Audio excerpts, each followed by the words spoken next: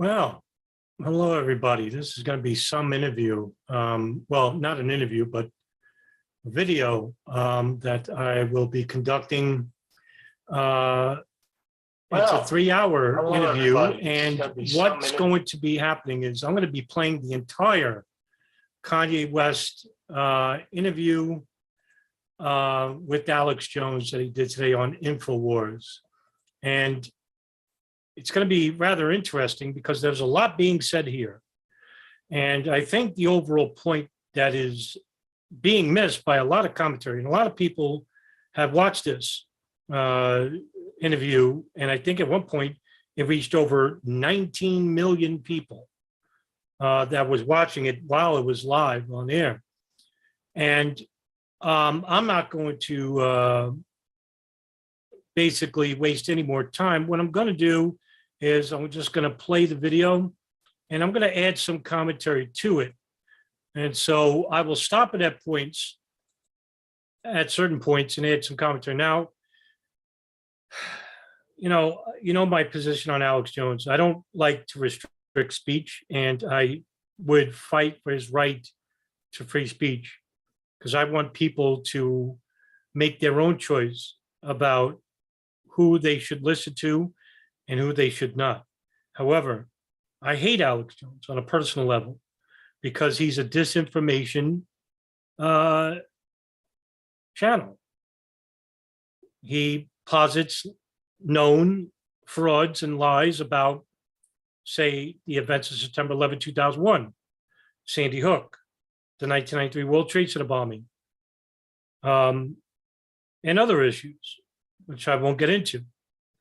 And also in this interview is ultra-right nationalist and online self-proclaimed star Nick Fuentes,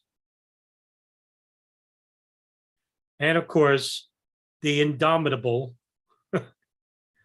Kanye West, also known as Ye. And for those who haven't seen this video, boy, are you in for quite the treat, because this was really something else. And so, without further ado, here is the interview. Ye has arrived in a new ensemble here with us, but I'll assure you it is Ye. Ye, thank you so much for coming to Austin. Thank you. Thank you for having me.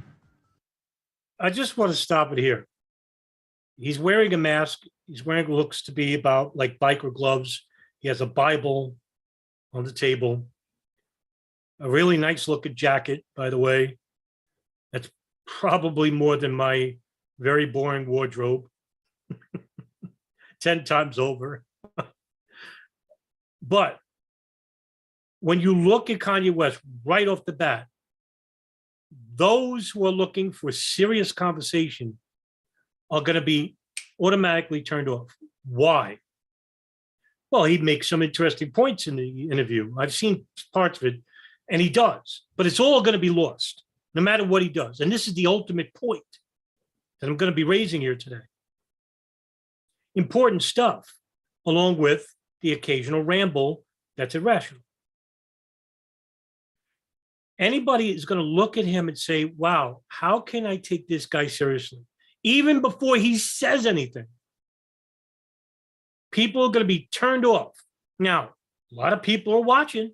Like I said, there was 19 million people watching. But he probably could have had triple that had he been taken seriously, right? If he just didn't wear this mask, dressed modestly. But again, like I said, he didn't. And this is the problem with Kanye West, is because no one's going to take him seriously looking like this. And it defeats his point. His point is that he wants to raise an issue that is important, but it's going to be lost because look at him. Now you may say, well, that's up to that, that's the people's fault. Well, not really. It's his fault too. And this is not the first time that he is going to be turning off a good portion of the audience. I just wanted to say that right off the bat. This look doesn't look good at all. Not to mention, he's on the Alex Jones show. But then again, who's going to host him? Well, where would you like to start? This first little 5-minute segment is just kind of a prelude to what's coming up. What do you want to cover here today? Just God runs the world, and Jesus is the way and the life. And it's time to put Jesus first in the way that we run our businesses, the way we run our families, our businesses, and the way we run our country. For radio listeners, we're on over 400 radio stations. They can't see you right now. This is a new look for you. Oh no, I've been wearing a mask for a while. Ah, yeah. So this is an. I have never seen him wear a mask like this before. This is new to me, and I think Alex Jones even was like a little taken aback by that too. Archetypal example that the mask is off by putting the mask on. People could take it how they want to take it. It's just, it's interesting if you look at a Michael Jordan or something, you load up all these pictures and he's smiling and he's holding a basketball, he's jumping from the free throw line, and then you look at Phil Knight and you barely can see a picture of him and he's got his face covered. So I don't have to show my face. Imagine a civil rights leader like Malcolm X or James Baldwin or Martin Luther King going to a conference or a discussion or an interview on TV wearing a ski mask over their face. The first thing the people are going to say is he looks ridiculous. No, they came in dressed very, very nicely, suit and tie, were quite literate and quite educated. And so right off the bat, you're a threat to the establishment. Doublefold. They can't pick on your looks, and they certainly can't pick on your points because your points are well met. But here we have Kanye West, dressed in a biker's uniform, wearing a ski mask. And like I said, nobody's going to take him seriously, even if he told the truth. It's me. That's my right. Absolutely. Well, that's what Hollywood wants to do, though, is to control everybody through images. Exactly. So through images, the people are ignorant enough to believe in many things. They don't need to control, through images. I mean, I wouldn't negate the fact that Hollywood certainly does have a manipulative nature, but I wouldn't say overall. There's a lot of bad films in Hollywood. I'm in control of my image now. It's no longer the people that froze my account. It's no longer the people that threatened me. We've got past the threats. They tried to throw me in jail for the truth. And, people believe me. And people see that I wasn't crazy on what I was talking about. And they tried to write it off, and they keep trying to write it off. But the truth is, the more and more I'm faithful to Christ, the more and more he's going to keep unlocking the blessings. He set it on my heart to build communities, to build farms, to build schools, to build the choir. But when you do that, you have to be really obedient. Hey guys, could you not talk in the back? I'm like really hypersensitive to sound. If you guys want to talk, just go in the other room, please. But we have to be really obedient. Like one of the big topics right now is all of the pedophilia advertisement. And my take on that is, there's one place in the Bible where it says God sees sin differently. And there's another place where it says, let me get out my phone. I can really pull up the exact thing it says in the Bible. The general gist, and we'll get back to it after the 5-minute break, is that you have to stay strict to everything and remove as much sin as possible in order to serve God.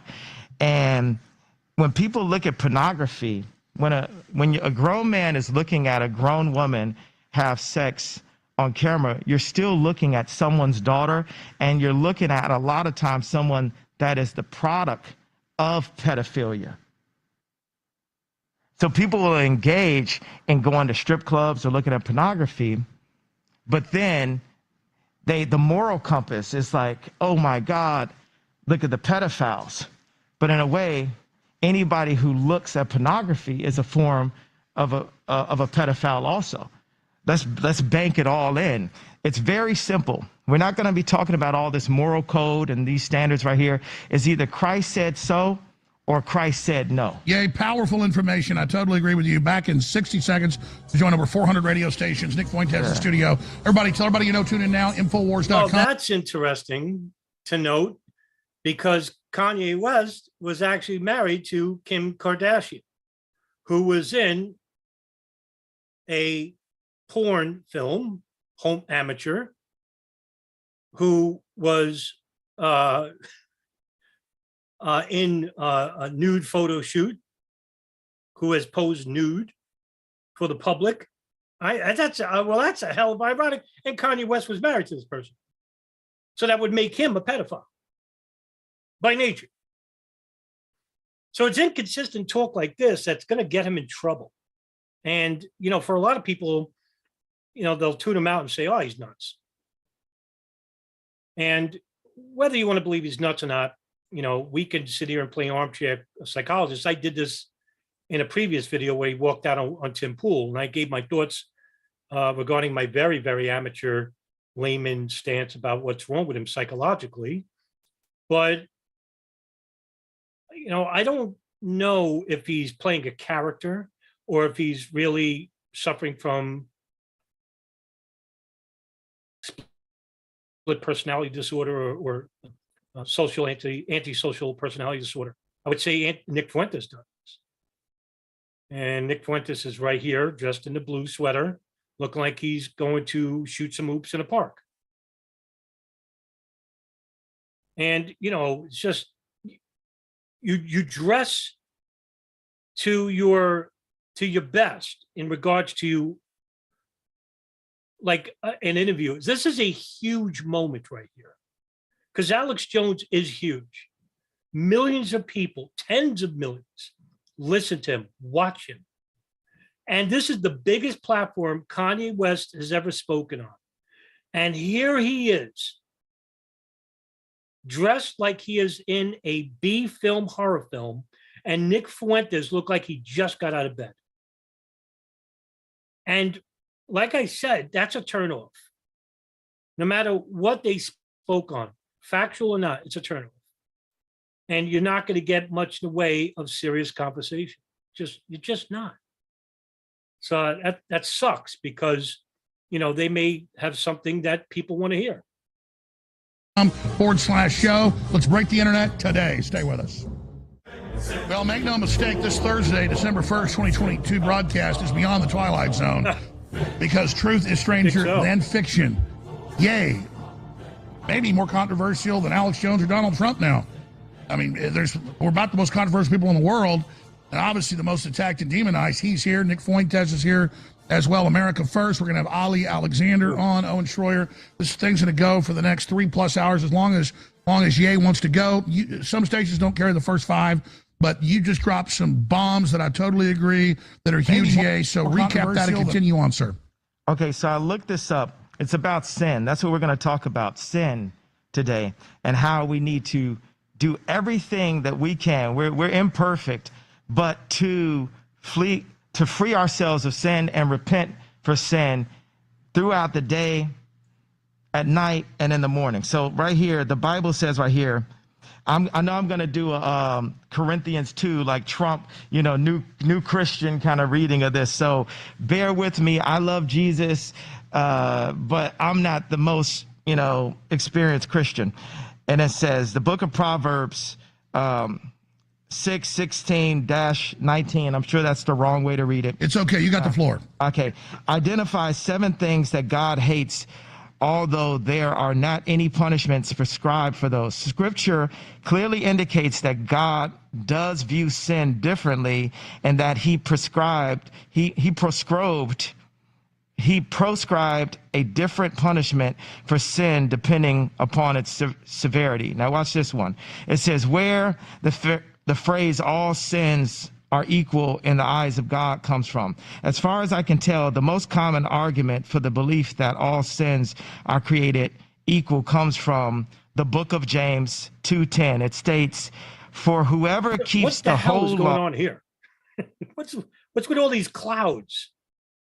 It's almost like he's mocking him. Probably is. And yet stumbles at just one point is guilty of breaking all of it. Now, I'm a big fan of Steve Jobs, even though he did create Apple. And if you notice, the logo of Apple is actually the fall of man, the forbidden fruit, the bitten apple, right? So we can get into, what social media has done to families and all that. We got 3 hours, right? Funny. Yeah, social media can be a poison, but it could also be a plus. Without social media, Kanye West is irrelevant. So is Nick Fuentes. And so is Alex Jones, right? So social media gave all these 3 guys popularity, additional popularity that they didn't have before the advent of the internet.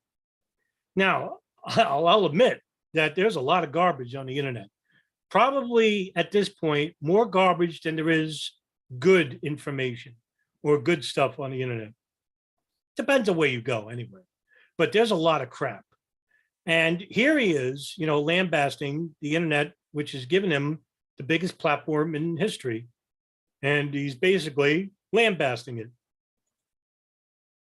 But I like the way our incredible American inventors like Disney and Hughes and Steve Jobs, the way they ran their companies and invented things that changed the world. Disney is under a massive, a couple of years ago, there was a huge story. I forgot, there was another kids playground, entertainment playground in Florida and Disney, where there was a huge, massive, and this is on 2020, I think at one point, there was a huge children's sex scandal ring where there were employees at Disney, and I forgot this other park. There was like dozens of arrests, dozens and dozens of arrests, people who employed at this park who were abusing children. And, Disney, of course, if you don't know the history of Walt Disney, he was a Nazi supporter. And by the way, that issue is coming up in this interview. I can't wait.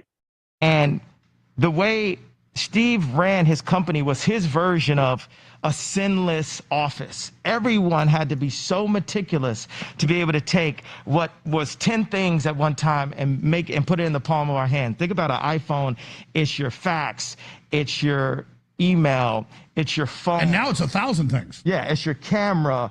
It's your flashlight. Yeah, it's like 1,000 things in it. But he had to have his army go in with a sinless approach. And right now, God called Gideon to make an army, the 300, the real 300, not the movie version, that were all focused on serving this mission at the time. So we have a mission right now to save our families from social media, from Zionist control, and bring Jesus Christ back to the forefront. You would think at this point that Kanye West is actually advocating for a form of Christian nationalism, but that is really murky, because throughout this interview, and I've seen just spots of it, he tends to not totally be into it, but he alludes to it.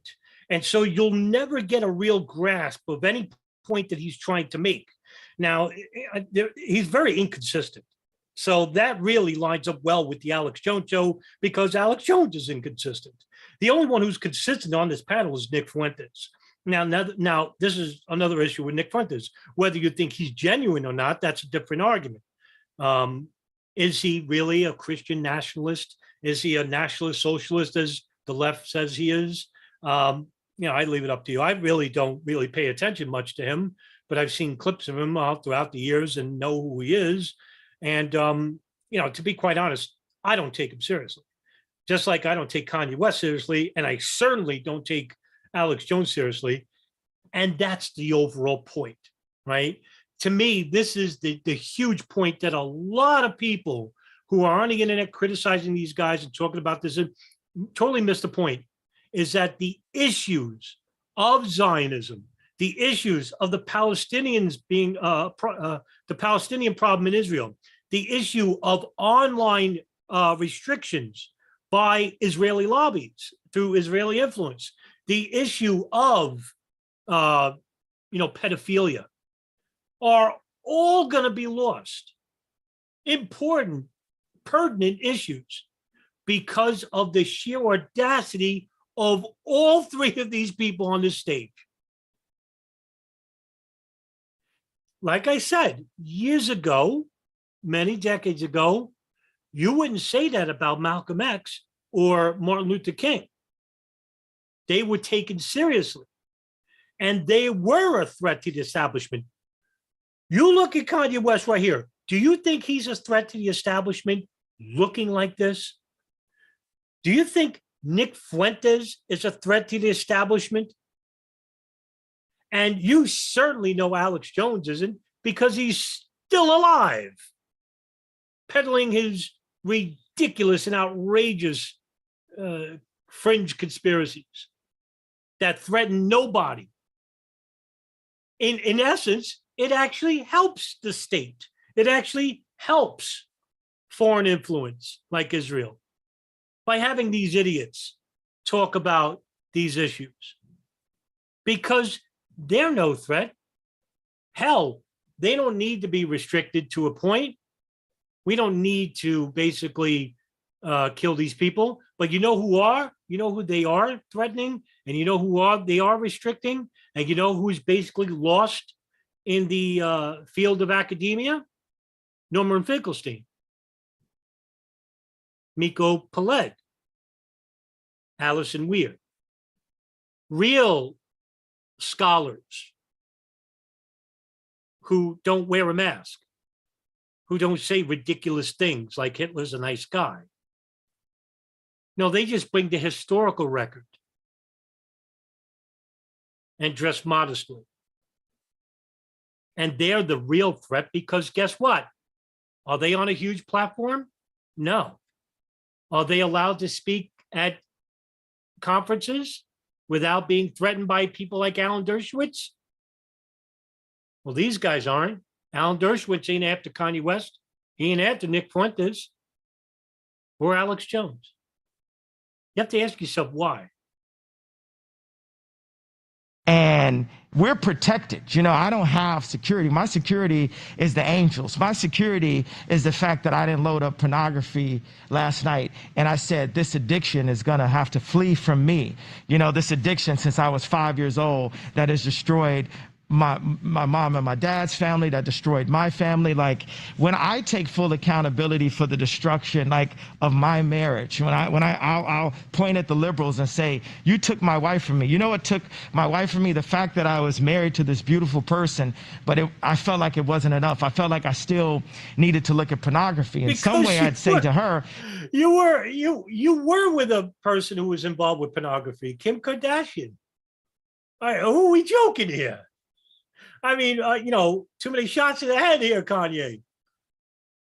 I mean, during your marriage with Kim Kardashian, you were in photo shoots with her. She's basically running around nude. I mean, come on, man. Short-term memory loss here.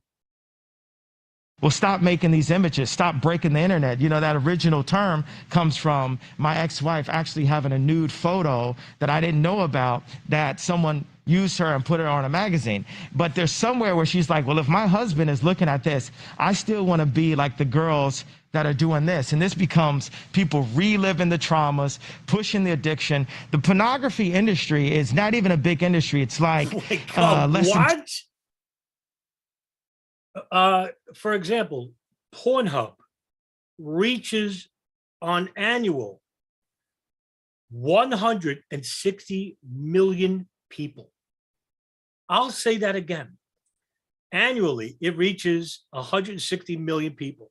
They are a multi-million-dollar industry. Pornhub. Now, take those sites, times it by infinity. There's so many porn sites, right? And God knows how many views they get. I don't know. Pornhub is a huge corporation. You know, I looked it up, the Wikipedia about Pornhub and the information, because this point raised by Kanye West was astounding to me, that he doesn't think pornography is huge. It's tremendous. It's overwhelming. You know, I grew up in New York in the 1970s, all throughout 42nd Street, Bowery. It was a tremendous moneymaker for La Cosa Nostra. And during that time, it was two families that held pornography in the palm of their hand, and that was the Gambino and Genovese crime family. And Vito Genovese and Carlo Gambino ran most of those pawn shops. Now, you have the Lucchese's, the Bananos, and the Colombos. They had their stakes in certain, but the two major families at the time were the Gambinos and Genovese, millions of dollars. Not as much as the construction industry, but still was a good penny. And that was throughout the 1970s and 80s. When Giuliani came in the 90s as the mayor, he closed down a lot of that stuff. The only good thing about the Giuliani mayor administration as mayor was that he cleaned up Manhattan. It was a cesspool. Don't believe me? Go look at Bowery Street, 1983. And I will tell you right now, it was literally a cesspool of drug addicts, pimps, pederasts. It was a dangerous, dangerous place. And people don't realize, oh, New York is bad now. It was exponentially worse then. $10 billion, right? So that means that it's not used for prosperity, it's used for disparity. By the way, George Orwell wrote in 1984, and he'd been the #2 guy in PSYOPs for OSS and ran propaganda for the British government, but he found out that he didn't like Hitler, but he found out that they were actually manipulated and created him. He didn't like the communists. He'd been one of them. He found out the British intelligence had actually created that and done that. And he explained in 1984 that pornography is something to destroy families, destroy our souls, and get us to commit. He wasn't even a big Christian, but get us to debase ourselves so that they could control us. Absolutely. You got alcohol and pornography are these legal drugs. Alcohol is a spirit. We're gonna go into the spirit of alcohol. Let's just go to the facts today. Let's not just even do opinions. And I love how you brought that in, because now you got God's warriors coming together. Right now, okay, Nick Fuentes doesn't have a Twitter account. Alex Jones doesn't have a Twitter account, but hey, guess what, Elon? I got a Twitter, and today I'm gonna have Nick and Alex tweet from my account. You like that, Ari Emanuel? What does that even mean? Anyway, in terms of the Bible, now I was a rabid anti-theist many years ago. And during the early 2000s, I had a YouTube channel, and I studied theology, especially monotheism. And I could tell you right now, Kanye West is what they call a Burger King Christian, have it Yahweh, where he will take certain scripture and not give it its full context. Now, we see this with evangelical Christians who butcher the Bible. And, you know, take your pick. There are over 130 translations, English translations. You have the Wycliffe, which is the first English translation. You have the New International Version. You have the King James. And the list goes right down. So in terms of alcohol, there's a couple of mentions in the Bible, especially in Galatians and Ephesians, where it does talk about the dangers of wine. Of course, there's no Bud Light in the Bible. They talk about wine and drunkenness and what it could lead to. So let's continue. I'm all about free speech. And the greatest threat is those that want to silence us. This is why it comes First Amendment. Yeah. Anybody trying to take your speech is the enemy. Absolutely. Well, and it's... You know what's funny is that I don't disagree with Alex Jones here, right?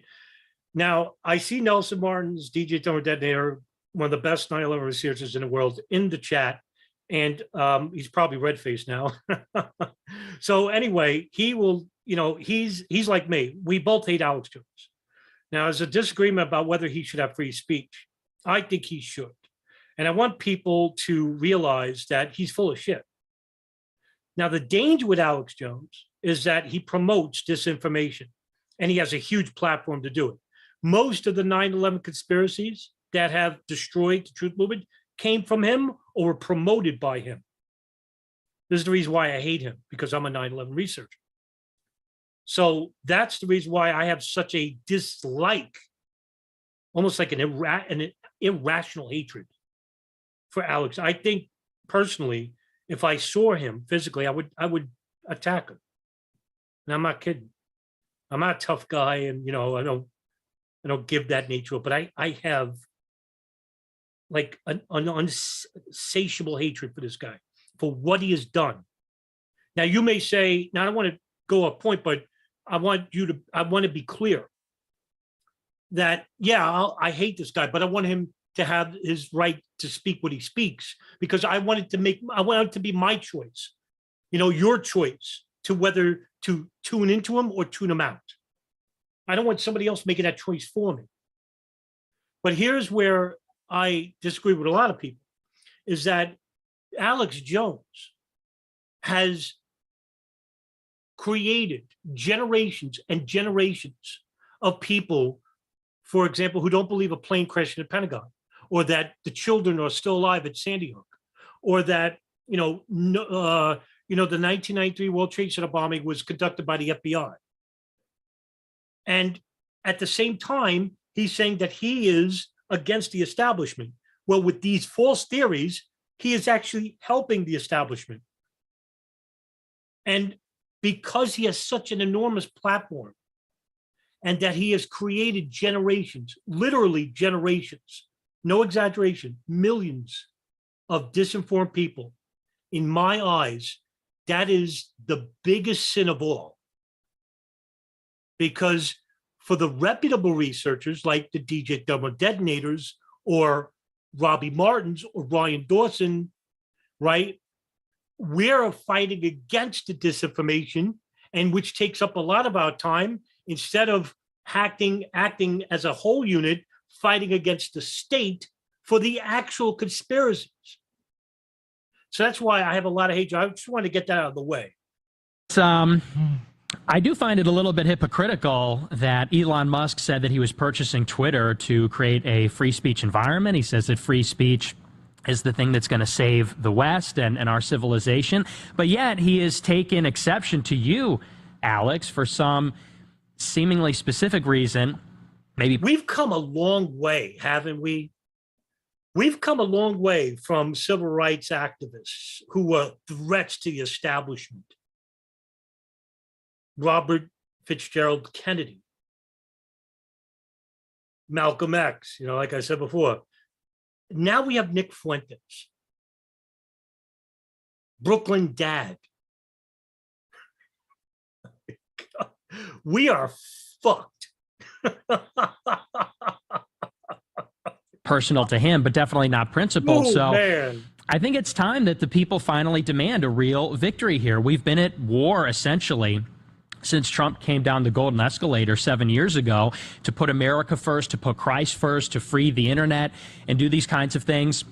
And here we are all this time later, and it seems like we've stagnated, or in some ways maybe even taken a step back. So it's time that people demand, we want Christ first, we want America first. Oh, wait a minute, time out. You want the internet free, right? I agree with you. Elon Musk has been a supporter of the conservative movement for a couple of years now, and he's in charge of Twitter. Why hasn't he got back on, Alex Jones? He was asked this question recently. I think somebody commented and said, what about Alex Jones? And he said no. But yet you're willing to denigrate the left, which you should, but not against the enemies of your own political party. And there are many. One of the Republicans who helped to pass the Patriot Act in the mid-2000s was none other than Mitch McConnell of the Republican Party. That's fascinating. We want Alex Jones back on Twitter. These are just and reasonable demands. see? Well, I That's see it what like I'm this, and I want you to be able to talking elaborate on this, but I don't want Ye to get his run because he's got so much to say and he always gets cut off. But so I'm going to try to shut up as much. But we can go 4 or 5 hours if you want, but the main show's actually 4 hours long. I was just hoping for 3. We'll do 4 hours if you guys are up for it. But here's what I'm saying. Oh, I can't wait. I am a classical liberal at heart, so I love everybody and I judge people by. Oh my God, you're classic liberal at heart. This guy, imagine this guy a liberal. Imagine, right? Classic liberalism is a dead art. You know, the left is, you know, for the right to basically, you know, these far right extremists say all these liberals of the left. Don't call them liberals. They aren't liberals. They're anarchists. Self-proclaimed communists, you know, disorganized and green, purple, blue hair and just the freaks of nature. And on the other hand, you have these slovenly pro-evangelical nationalists who claim to proclaim, who proclaim the King of Kings. Liberal Jesus is nationalist Jesus. You know, if Jesus actually did come down, and we're talking about the interpretation of the Bible's Jesus, if he would have come before the conservatives, they'd fucking crucify him again. I mean, who are they kidding?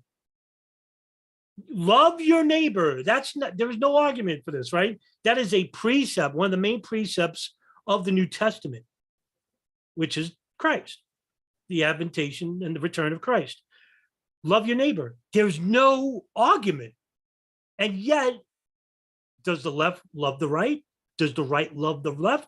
No. So none of them are living up to Christ's tenets in the Bible. None of them. What does the Bible say? What does Christ say in the New Testament? I believe it's the book before Revelations. I can't think. Where basically Christ says, many will come in my name and proclaim I am king. And yet they're wolf in sheep's clothing. What they do, not what color they are. And then I look at the things you said, and some of them out of context I don't agree with, but compared to a liberal, a modern liberal saying white people are inherently evil and white people are bad because of their skin color, and then that's what the ADL and Southern Poverty Law Center and these leftist groups in Hollywood have pushed. So they're putting out something beyond even what Hitler said, but reversing it onto white people, and we're supposed to sit there and accept it. And then Ye comes out and says, hey, you know, I see kind of a mafia running things. All right, we're going to curse a little bit less on this. Yes, Reverend. I'm going to try. Alex Jones is not a nut job, okay? This is why I hate him even more, because over the years, people were saying, oh, don't listen to him, he's nuts, he's that. No, he plays a nut job. This is what makes him even more insidious. Why I think he's a danger, right? He plays a nut job. He is clearly, at this point, we're not even half hour in, he is clearly mocking Kanye West. Clearly. In other words, he knows exactly what he's doing, which makes me believe all this time that Alex Jones, who's playing a character on InfoWars, who yells and screams at right-wing conservative rallies, who gives up this interviews, screaming and yelling, it's all an act. You know who agreed with me? The courts did when they sued him. And his lawyers basically said, it's an act. So that means not only is he disinformation agent, he's a fraud. Who's worse, him or the people that still believe in him? Take your pick. Stop. And the reason I wanted Nick, people have heard from Nick, but people haven't heard from Nick with Ye standing right next to him. You know, it's like that's the thing that the Zionists control, the 300 in control of the media, in control of the governments. They don't want us to connect. Zionists don't control the media. They influence the media. Is there Zionists in the media? Absolutely. But they don't make up the majority of the media, okay?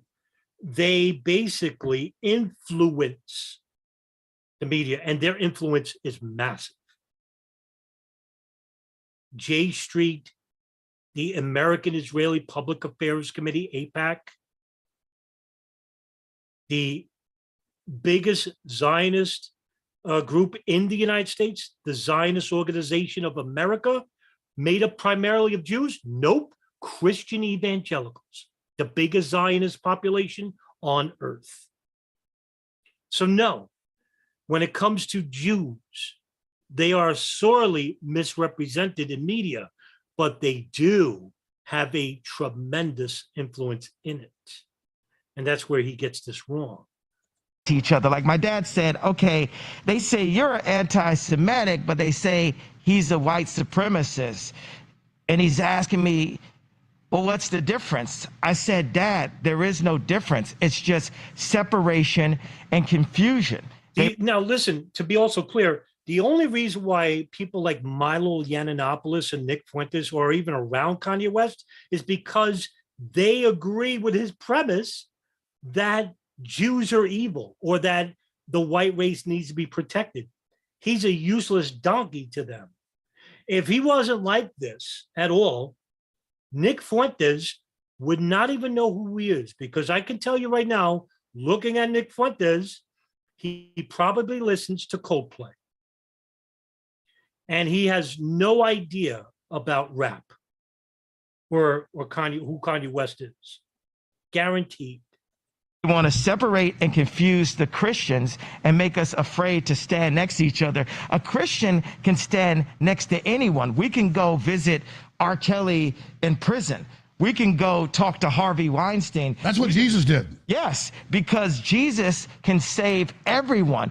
But if the Zionists can get us so afraid that they're going to do what they've been doing to me, attempting to put me in jail, freeze my accounts, smearing me on the media, you know, all of these things, you know, you put on the whole armor of God and they will not be able to break your spirit. And by the way, we can do 3 hours on this subject, and you do 5 hours on it. It was funny. There was a old video, I don't know if it's around anymore, and I forgot the guy who gave that interview or gave the lecture about the Committee of 300.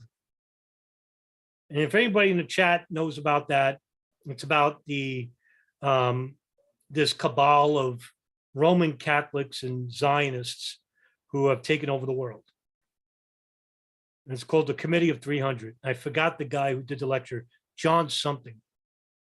John Goodman, or not the actor, but I forgot his full name. But yeah, that was a long time ago, and I swear, maybe over 10 years. And let's just get it all going now, because I want to get into everything about your plans to try to bring jobs to America, unifying people, running for president, all those other issues. So I'm not steering us away from that. I'm just saying, let's just run with it as far as you guys want to go, and then I want to get into all the other topics that surround things. Oh, beautiful. So where do you want to start? Well, I mean, I would just start with this. There are good people from every group and every type of culture, and we all know that. But definitely the left, when it was America defeated Hitler, calls their opposition Hitler. When both my grandfathers almost died in the Army Air Corps, both of them almost died. One of them crash landed after a mission and got all broke up. The other one got hit in a German air raid in North Africa, and he'd only done like 18 of his missions, and then he had a concussion, and he was the captain, and then his buddies went up the next day and blew up over Italy. And he was always freaked out by it. Never really talked about it until he died, but when he died, we read the letters and all the awards he had and stuff and the things he did after that, and then, you know, re-upping and recommitting to the Army Air Corps. So I take it as an offense to have George Soros and people that actually work for Hitler rounding up people, tell me I'm a Nazi when I almost don't exist when my grandfathers went over there. So I got a lot to say about this as well. It's just nuanced with the whole thing that's going on. But expanding on that, yeah, give us, because I want you to go wherever you want. So just let's just have you talk for 10, 15 minutes more before me and because we got a lot to hear from Fuentes and he needs to be heard, but we want to hear from Ye. Go ahead. Well, I said with Ali Alexander and Nick Fuentes that we're like the SWAT team of free thought, and I go on with this battle ram at the door, and then they come in with these laser beams and have that information. And we work together as a team. A lot of times in media, they want to single out one person and burn them to the core. That is a Zionist approach. And they're asking me to use that same approach. Well, hey, don't say all people, just say specifically the businessmen. And then I go on Lex Fridman and I say who it's specifically, and that's still not enough. They're still taking it too far. Everyone knows and agrees now that it's like a reverse version of American History X, the scene when they put the guy's head against the curve and kick the back of it. And now people are like, wait a second, the so-called crime doesn't deserve the punishment. What did I thought? Well, that's right. You're not Hitler. You're not a Nazi. You don't deserve to be called that and demonized. Well, I see good things about Hitler also. Okay, this was the ire of the whole internet, by the way, this statement. Is it technically wrong? No, it's not, believe it or not. But is it overly wrong? Is he wrong on the overall premise? Well, of course he is. Hitler is a mass murderer. Whether you want to believe 6 million or 2 people died in the Holocaust, murder is murder. And he was definitely involved in active murder. That means that he is a terrible person. Now, times that by 6 million. Well, yeah. You know how many people died in World War II? It was over, I think, 80 million, 60 million or 80 million. Most of them were Russians. I mean, the Battle of Stalingrad, which is the deadliest battle in World War II, I think killed 1.3 million people in a year in just that war for the city. You know, you could blame Hitler for this, but you could blame a lot of people for World War II. It wasn't just Hitler, but he was an instigator. So yeah, I mean, can we find redeeming qualities by Hitler? Well, Hitler was an animal lover. Does that make him a bad person? Yeah, he has good qualities, but he's a bad person. He's immoral, evil. I love everyone, and Jewish people are not going to tell me you can love, us. And you can love what we're doing to you with the contracts. And you can love what we're, what we're pushing with the pornography. But this guy that invented highways, invented the very microphone that I use as a musician, you can't say out loud that this person ever did anything good. And I'm done with that. I'm done with the classifications. Every human being has something of value that they brought to the table. Especially Hitler, now, right? How about? You just said there are some good redeeming qualities about Adolf Hitler, but at the same time, here you are for the past 20 minutes railing against the left, railing against Zionists, and basically in the interview, you called them evil. And yet, what does Christ command you to do? Love each other as you would love me. Use the Christ precept in the New Testament. Forgive them, for they know not what they do.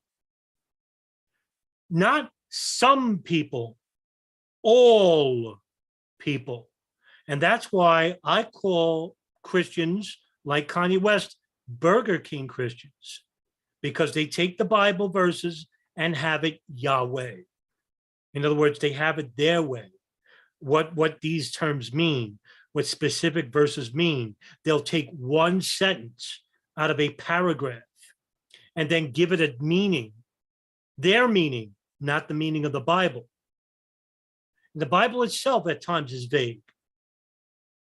But you have a lot of selfish people giving the terms that had a different meaning in the Bible to fit their narrative of their prejudices, whether it's racism, politics, or religion, or lack thereof. About that one. Ari Emanuel, how you like that one? Hey, Ron, you going to do anything to fix Chicago? Well, I am worried about the thousands of black folks down in the month of Chicago. But bullshit. Now you're only saying that because you got these two groypers on, and they're basically, they don't give a shit about the blacks dying in Chicago. You think Nick Fuentes is in his basement with his mother's house, and that's no extreme. He lives with his mother, but you think he's basically, crying over the deaths of black people in Chicago? Meanwhile, he's a racist? Jesus Christmas. They're using Kanye West like a puppet. Let me expand on that, because that's a nuanced issue. You know, my grandfather grew up in Dallas and from a pretty wealthy family. Also, Hitler was born Christian. I've actually studied some of the history on it, but it's very interesting. No, you haven't. You have never studied anything. And that's the reason why you lie or just tell false information relating to every aspect of human history. My grandfather, you know, grew up, and actually some of his family spoke some German. There's a lot of Germans in Texas. But did you know that he grew up next door to the inventor of air conditioning and the inventor of one of the major inventors of refrigeration? And so my issue was, growing up, my grandfather told me the stories about some of the inside baseball and the things that went on. But later I'm going to get into that. I'm going to tell you some stuff about Hitler that you might not know directly that happened to my people I knew. I'd love to hear everything, because guess what? We don't get to hear. It's hidden. Even like our truth, the fact that African Americans were in America before the Pilgrims, that truth is hidden. That we are actually the Native Americans, or some of us are Native, or the fact that what Kyrie got in trouble is pointing out that we're Jewish slave boats. Because due to the recorded history, the first people in the United States were actually Asian, not Japanese or Chinese. They were Asian descent. And no, African Americans were not first in America.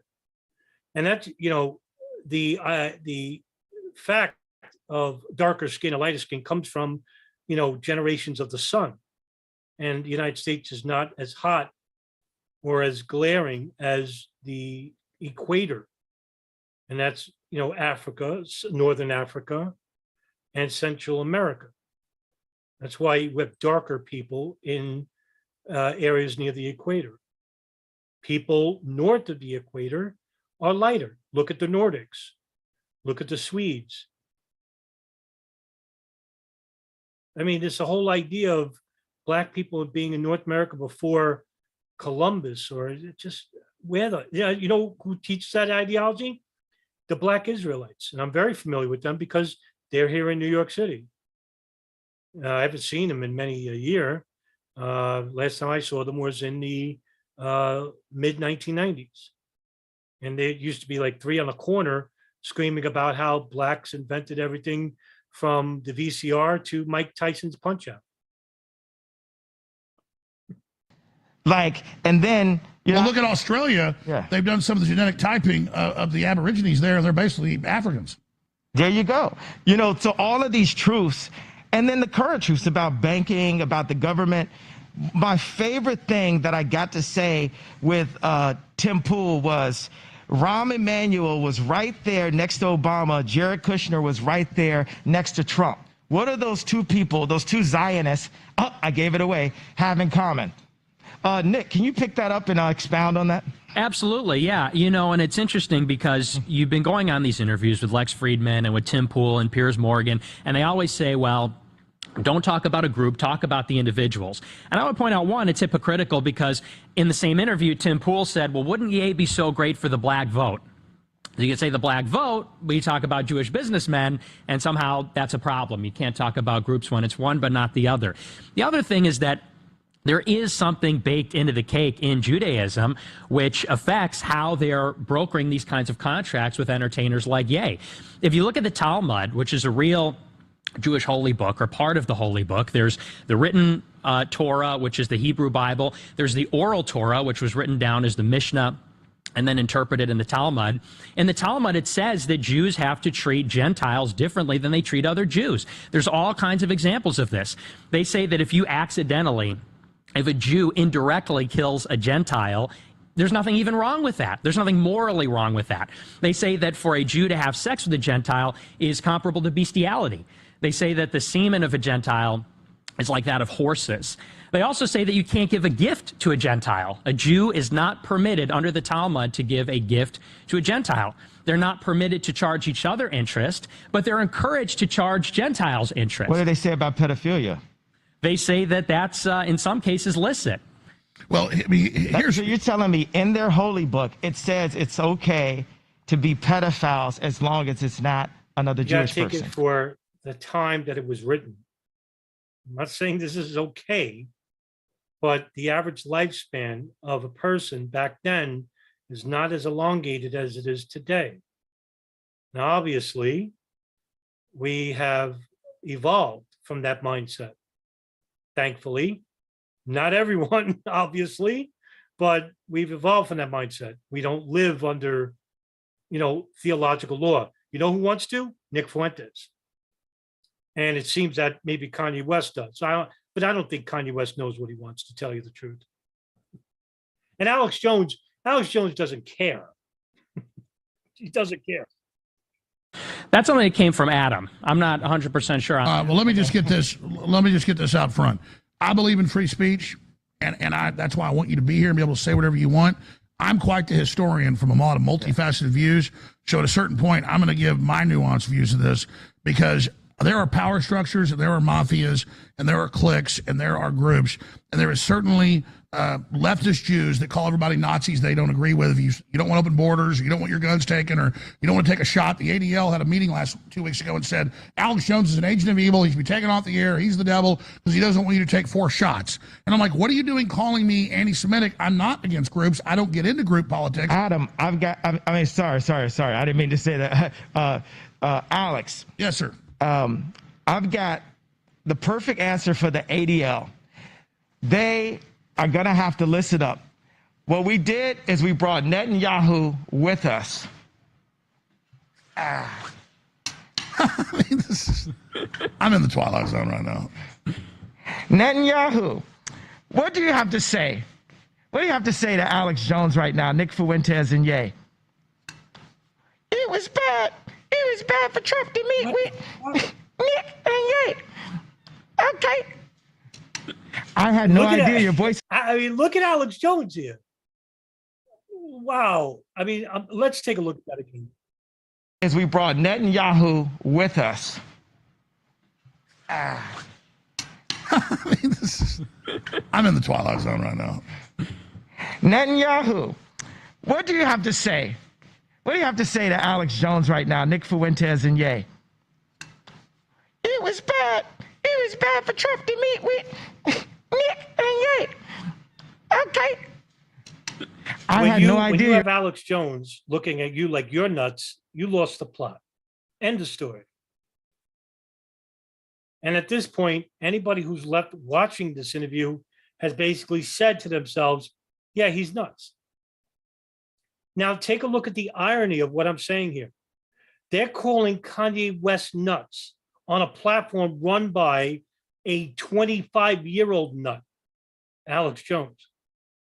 And Alex Jones already looks more sane than Kanye West in this regards, because that's the face I was making when I first saw Kanye West do that.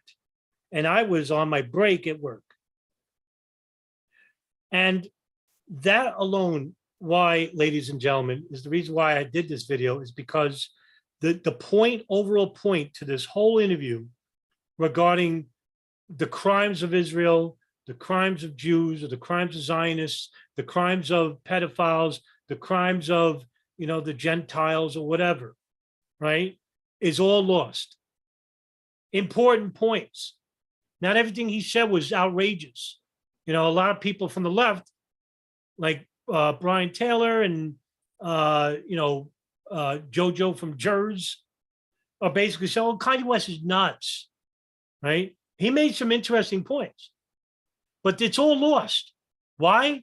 Because of his conduct and the way he looks. It's almost like he went on the show and said, I got something really important to tell, but I'm going to tell it in the most infantile way possible so that anybody who's listening to me will basically tune me out. Does that really sound rational to you? Does that sound like a plan? Does that sound like it's going to work to his favor?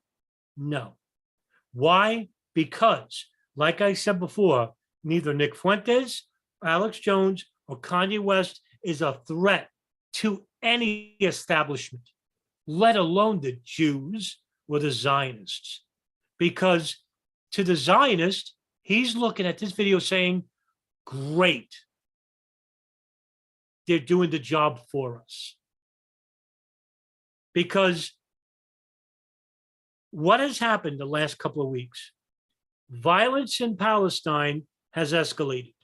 Benjamin Netanyahu is now the prime minister once again for a third term, unprecedented. The United States is going to be leaving Ukraine soon enough and entering a new conflict, and it's either going to be Iran or China. The influence of AIPAC and H and J Street are very strong, and so is the Gulf. So all these issues, which should be raised by serious people, are raised by these idiots, and these idiots are gaining the attention of who? The crackpots, those who don't have any type of influence or threaten any establishment. Now, why do I say that? Because 9/11 was destroyed this way. 9/11 happened. Immediately after it happened, you had people like Thierry Meyssan, a French author, promoting that there was a 16-foot hole at the Pentagon and that a plane didn't crash there. You had Jim Fetzer, you had Alex Jones, you had Barbara Honegger, you had Ace Baker, you had Lawrence Guineau, you had Morgan Reynolds, John Lear. Who did the media interview? Did they interview Paul Thompson, a serious researcher? Did they interview Kevin Fenton, a serious researcher? No, they interviewed Kevin Barrett, Ace Baker, and Stephen Jones, and Morgan Reynolds. And what this did was say the entire 9/11 movement are a bunch of idiots. They're a bunch of crackpots. They promote theories. And if you dare question the government, and you dare question Israel, and you dare question Saudi Arabia, well, guess what? You're in the same boat as Alex Jones. Well, guess what? If you criticize the Israeli government or the Palestinian problem, you're going to be in the same boat as Kanye West. This is the message that they are sending. These people right here. They did no favors. Did Alex Jones call on Benjamin Nordman Finkelstein to talk about Israel? No. Did he call Allison Weir? No. He called Kanye West and Nick Fuentes. Why? Because, and this is my own thought, Alex Jones is a disinformation asset for the state. I don't have proof of this. It's my speculation. He's got a huge platform, millions of dollars. Guy's been around 25 years. He promotes false theories that helps the state get away with crimes. He helps foreign intelligence by promoting these theories, by having on Nick Fuentes, by having on Kanye West. That's what he does. And that's why I call out people like Alex Jones. He's not alone, but he's the biggest platform. And he does it so that reputable researchers, people who have legitimate information, legitimate evidence of Israeli crimes by the government, are always going to be connected to the crackpots. That's why. Your voice is going to sound like that, Netanyahu. So you don't like Benjamin Netanyahu? I just heard about this guy 2 weeks ago since like the tweet, and I thought he had a funny name. I heard he's like really into like, he's like a super killer. And I could die for saying this. So in case this the last time you ever hear from me. Well, look. I'm glad you guys are here, and we can sit here and upset. All I'm telling you is, do you guys realize that the British government created Hitler, and the Milner Group put him in power, and there's something much more sophisticated? And I personally think that most Jews are great people, and I understand there's a Jewish mafia, and they're used to demonize anybody that promotes freedom. But I don't blame Jews. First of all, what is the Jewish mafia? You know, these useless terms that Alex Jones uses, like New World Order, Illuminati, the establishment, the Jewish mafia. Remember, these are terms that basically have no meaning to them. In other words, it's his way of blaming a demographic, but never blaming the individual. Because when it comes to the courts, when it comes to evidence, you better be 100% correct in your insinuations. That's why I'm very anal when it comes to speculation. I want to be right. I don't want to believe I'm right. I want to be right on the fucking money. I don't want to believe something. I want to know something because we can act on it. Who is this Jewish mafia? Who is the New World Order? What are they doing specifically? How? Show me how. Don't just say it. Show it. In general for that, and there is a much larger eugenics, transhumanist, scientific elite agenda that's playing off. What about abortion? It's 50% of black deaths. There's over 50. Hey, one of the papers I had, you're like, why is all? And you're the director today. It's fine. The Margaret Sanger, Rockefeller-founded Planned Parenthood came out today and said, because of your white guilt, white people need to give money so we can kill black babies. I swear to God, it's in my stack. If I hadn't moved it off the desk, I could pull it right up for you. Why did I have you move it off the desk, Alex? Because it's cluttered. I'm not bitching. I'm just saying, everybody asks, where's my papers? I don't have them there as a prop. I can literally go, look, I agree with you. Look at this. They say white people help us kill black people for your white guilt. It actually says that. Now, I'm agreeing with you. Is it a problem with props? We can't. This is the voice of Netanyahu. Well, see, you get your mop. You get your mop. I'm going to find the tweet here. See, because I want to show you this. This is a big, guys. I sent it to you this morning. It was in the tweets. You pull it up. It's official Twitter of the eugenics death cult. Talk about Nazis. I mean, we're going to have Netanyahu step out for a second, okay, Alex? Oh, he's going to go. I'm leaving for now until it's another meeting, and then I'm going to say something. All right. You're not only an artist, you're a comedian. But Nick, that's what I'm getting at here. Let's just say he's being funny. Is that the appropriate time to be funny? Like if you're trying to win people over, hey, there's a Jewish cabal that is actually harassing me, and I'm going to wear a mask and bring a fly net and then mock Benjamin Netanyahu by doing it by yelling at a Yahoo bot. It's almost like they're intentionally doing this. I don't have proof that they're intentionally doing this, but it's almost like fixing a baseball game. The Yankees are going to lose to the Astros, but the Yankees are in on it. But the people don't know that. It's almost like they're sabotaging their whole issue, saying, look at us. We're conservatives. We're the right wing. We look every bit as ridiculous as we're portraying ourselves to be. And guess what? The left are eating this up. And right now in viral media, guess who's out the most outspoken? The left, saying, look at what the conservatives are supporting. I mean, I'm not a conservative. I don't vote. I don't believe in voting. And I don't vote for criminals. But you can't just say that the entire conservative or the entire GOP support this nonsense. But does this help? No. But it helps to create the divide further. And it makes them look utterly embarrassing. Is that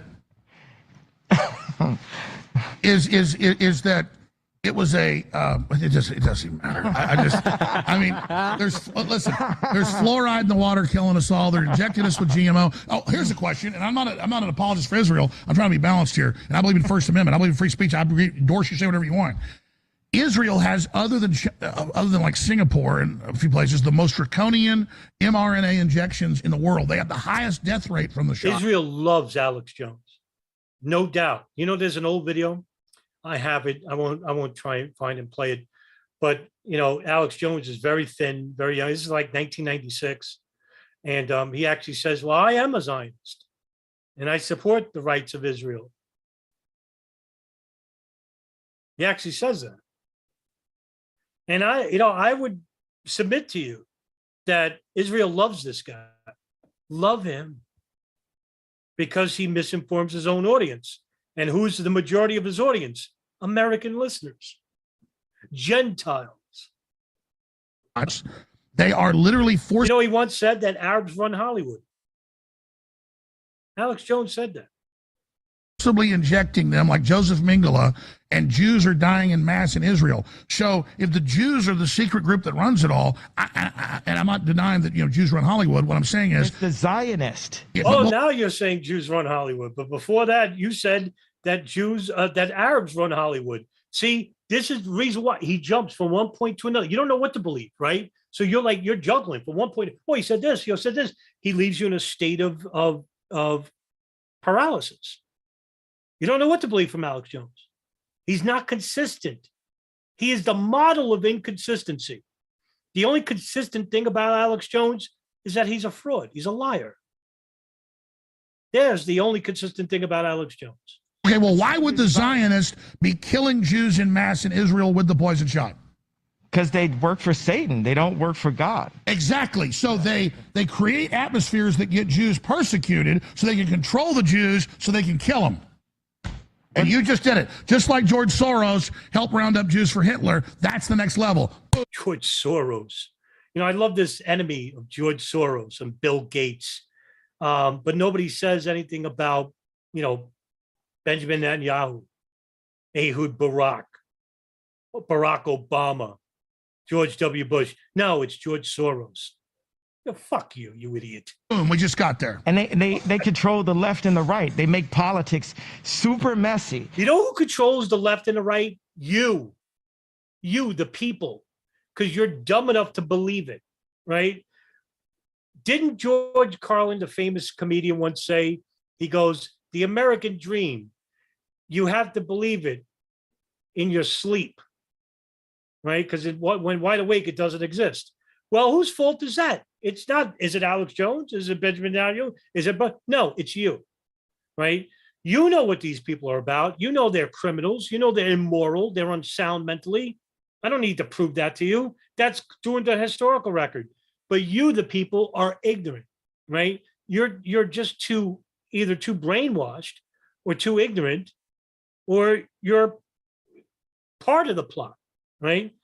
You have to believe it because you're afraid of change, real afraid of change. Change comes with sacrifice.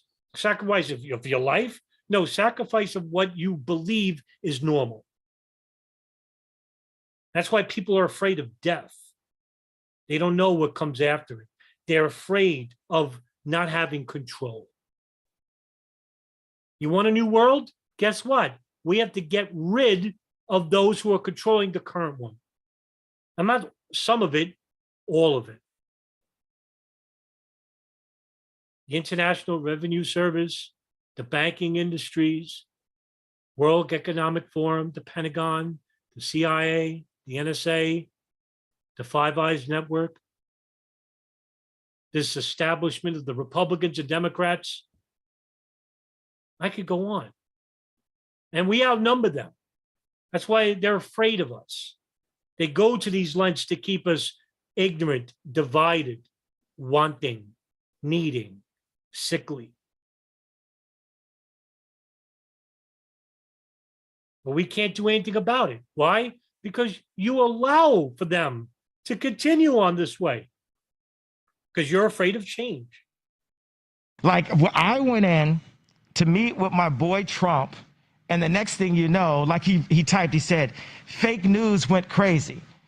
And I love Trump like every other good Christian American. We just want to hold Trump to Christian values and say that's the only way to the White House. And if he doesn't do it, then I'm going to have to do it. I think that Trump is a more senior president. I think I've got some growing to do, but I love Jesus. It's kind of like David.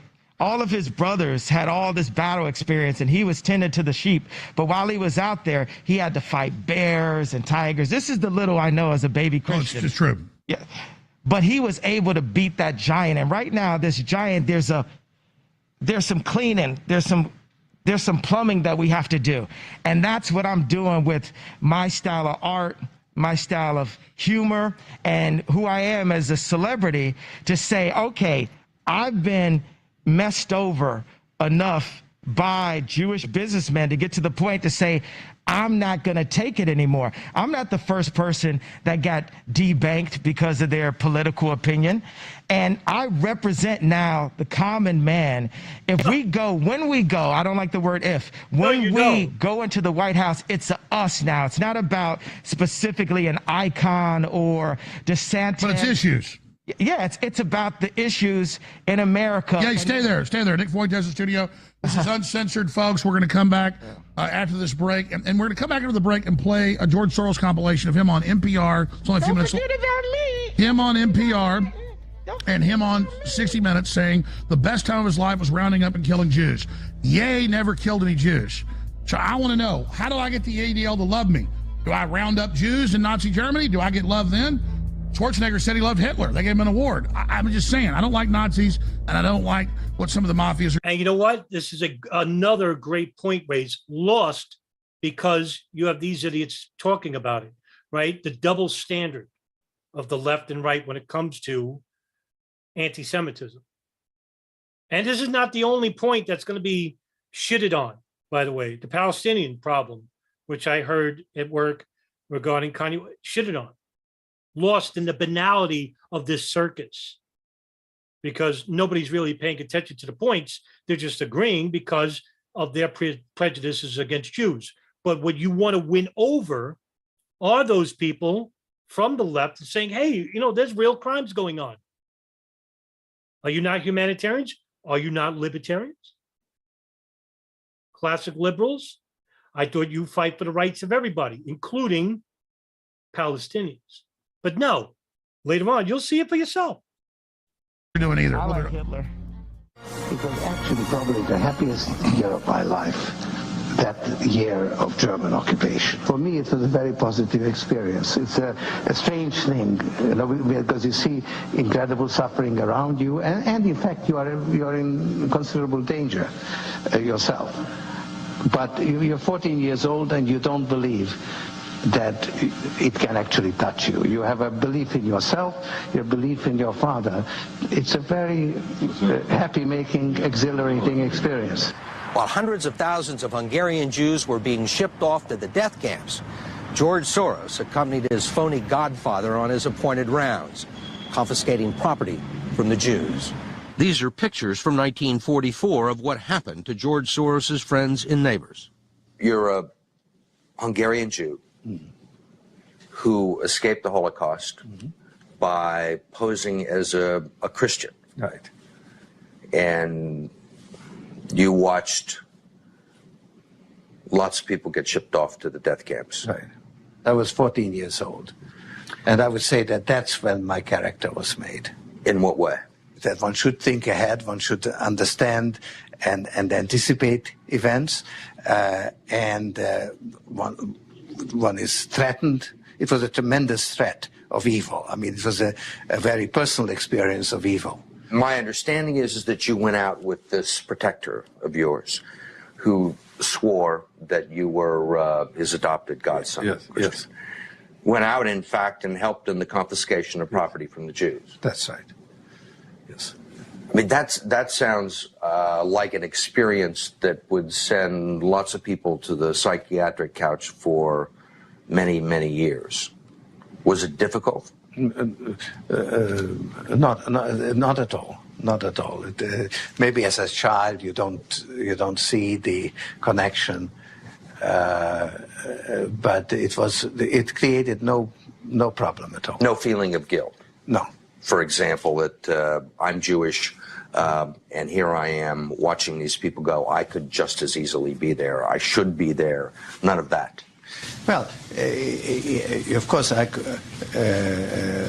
be on the other side, or I could be the one from whom the thing is being taken away. But there was no sense that I shouldn't be there, because that was, well, actually, funny way, it's just like in markets, that if I weren't there, Of course, I wasn't doing it, but somebody else would be taking it away anyhow. In other words, whether I was there or not, I was only a spectator. The property was being taken away. So I had no... I would take it anyway. Somebody else is going to take it, so that means I got to be a thief. That's what that means. ...role in taking away that property. So I had no sense of guilt. Are you religious? No. Do you believe in God? No. All right. My mission here today is to offer the First Amendment, because as long as you're not carrying out violence against someone or asking people to be violent, like the left's asked people to burn down cities and attack Republicans and celebrated Rand Paul and Scalise being shot and attacked, then you have your free speech. And when the left came out in the last 10 years and really accelerated the last 5, 6, it said white people are inherently evil. Meanwhile, Alex Jones, who's been in court over his ex-wife, Kelly Jones, has physically attacked her, physically harasses her, gets in a helicopter and actually drives around her house, yelling out of a bullhorn. Some Christian this guy is, huh? Because of the color of their skin, and that somebody who moved here as a kid from Poland, they're supposed to pay reparations for what people did hundreds of years ago in this country.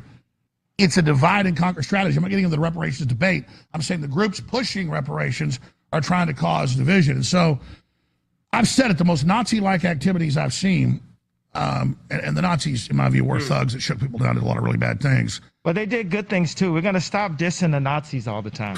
Yeah, profound statement. Now, take it for what it is. We got to stop dissing the Nazis all the time, right? We got to stop. That's like saying we got to stop dissing Jeffrey Dahmer. Yeah, the guy killed people. You know, he even ate them. But there's some redeeming qualities about him. Now, does that make the statement unfactual? No. But the overall point about him being evil is lost because everybody's concentrating on this profound statement saying, oh, look at the immoral actions of the GOP. And that's the biggest crime of all, because the GOP is forever linked with this guy when they shouldn't be. Okay. It's all about generalizations here. He's playing, either you want to believe he's really legitimate in saying what he's saying now, or he's playing the part. But the overall point is being missed by everybody, is that this is basically creating a widening divide along political lines in this country. And along that comes with it are the racial lines, the religious lines, all the human constructs are at play. And to make sure that there is no unity or hegemony in this country. And who does that benefit? Does it benefit Alex Jones, Kanye West, or Nick Fuentes? It benefits who? The fucking state. That's who. There's only one winner here. It's not the left and it's not the right. It's the state. Get to that. I don't want to get digressed into this, but remember I told you a story about my grandfather growing up in the richest neighborhood in Dallas, and down the street was a famous German-American inventor. And he was a first-generation person. He'd come here when he was a little kid on a ship. Fucking Alex Jones lived in a neighborhood with very successful people all around him in Texas. You know, throughout this interview, you know, he's constantly saying that, oh, I lived right next to the guy who created the refrigerator, ex-military. No, man. And he held a bunch of the patents on refrigeration and air conditioning. And my grandfather worked the time he was about 8 years old, because he took him under his wing, in his little tinkering factory. Then he had factories in places like Detroit that they actually built the stuff. And my grandfather, the main reason he joined the Army Air Corps, he told me, he didn't tell me a lot about this, he's told me the story, was because he watched that man very quietly, once Hitler got power in the 30s, suck every dime out of him, or he would kill his relatives in Germany. And that guy was blonde-haired and blue-eyed, was as German as you could get, as Arnold Schwarzenegger, or as Teutonic, as Germanic. And the point was, my Schwarzenegger doesn't have blue eyes. Schwarzenegger doesn't have blonde hair. grandfather saw that. So I understand you're opposed to other forces, but I don't think them thinking other forces in history that are lionized. That's my personal experience of what my grandfather, Clyde William Hammond, told me. Does that make sense? It not totally to me, but as for demonizing Nazis, yeah, we should, because we don't want the mistakes of the past to be a repeat in the future. And guess what usually happens with humanity? The mistakes of the past are usually repeated in the future. And we have to demonize. We have to remember about the mistakes of the past. And for this mess to basically say, we got to stop demonizing Nazis, is basically saying, hey, listen, it's in the past, we got to forget it.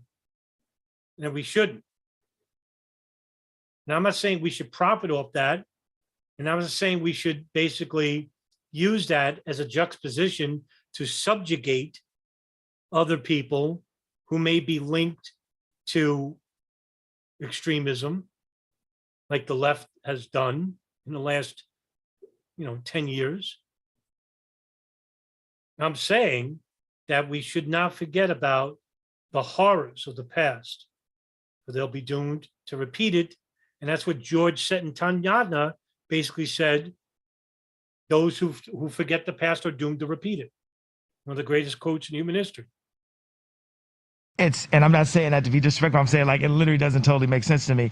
I'm following it, but I was just thinking about Satan, that whether it's the Zionists or Hitler, it's not the person, it's Satan using the people that I agree with that. Are controlled by demonic forces. But what I'm going to say is the Jewish media has made us feel like the Nazis and Hitler have never offered anything of value to the world. Well, what did they give us? What did they give Poland? What did they give Russia or Germany or France? What did they give to their allies in Eastern Europa? What did he give to their allies in Italy? They really didn't respect Mussolini.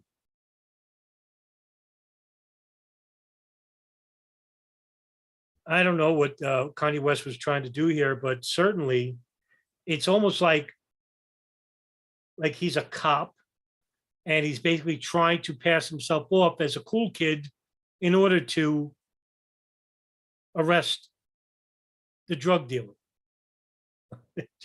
This screams like an op right off the bat. He looks ridiculous. He sounds ridiculous. Why is he doing that?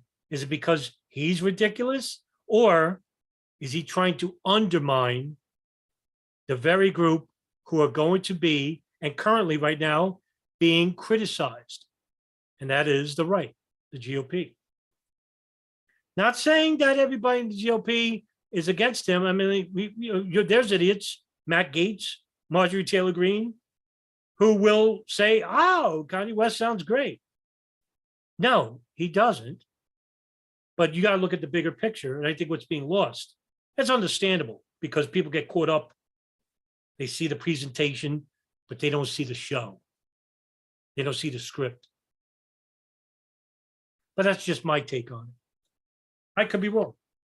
Meanwhile, there's all of these things that are happening. Planned Parenthood is New World Order population eugenics that is happening to this date. I got some jokes here from Owen Benjamin that I want to read about Ben Shapiro.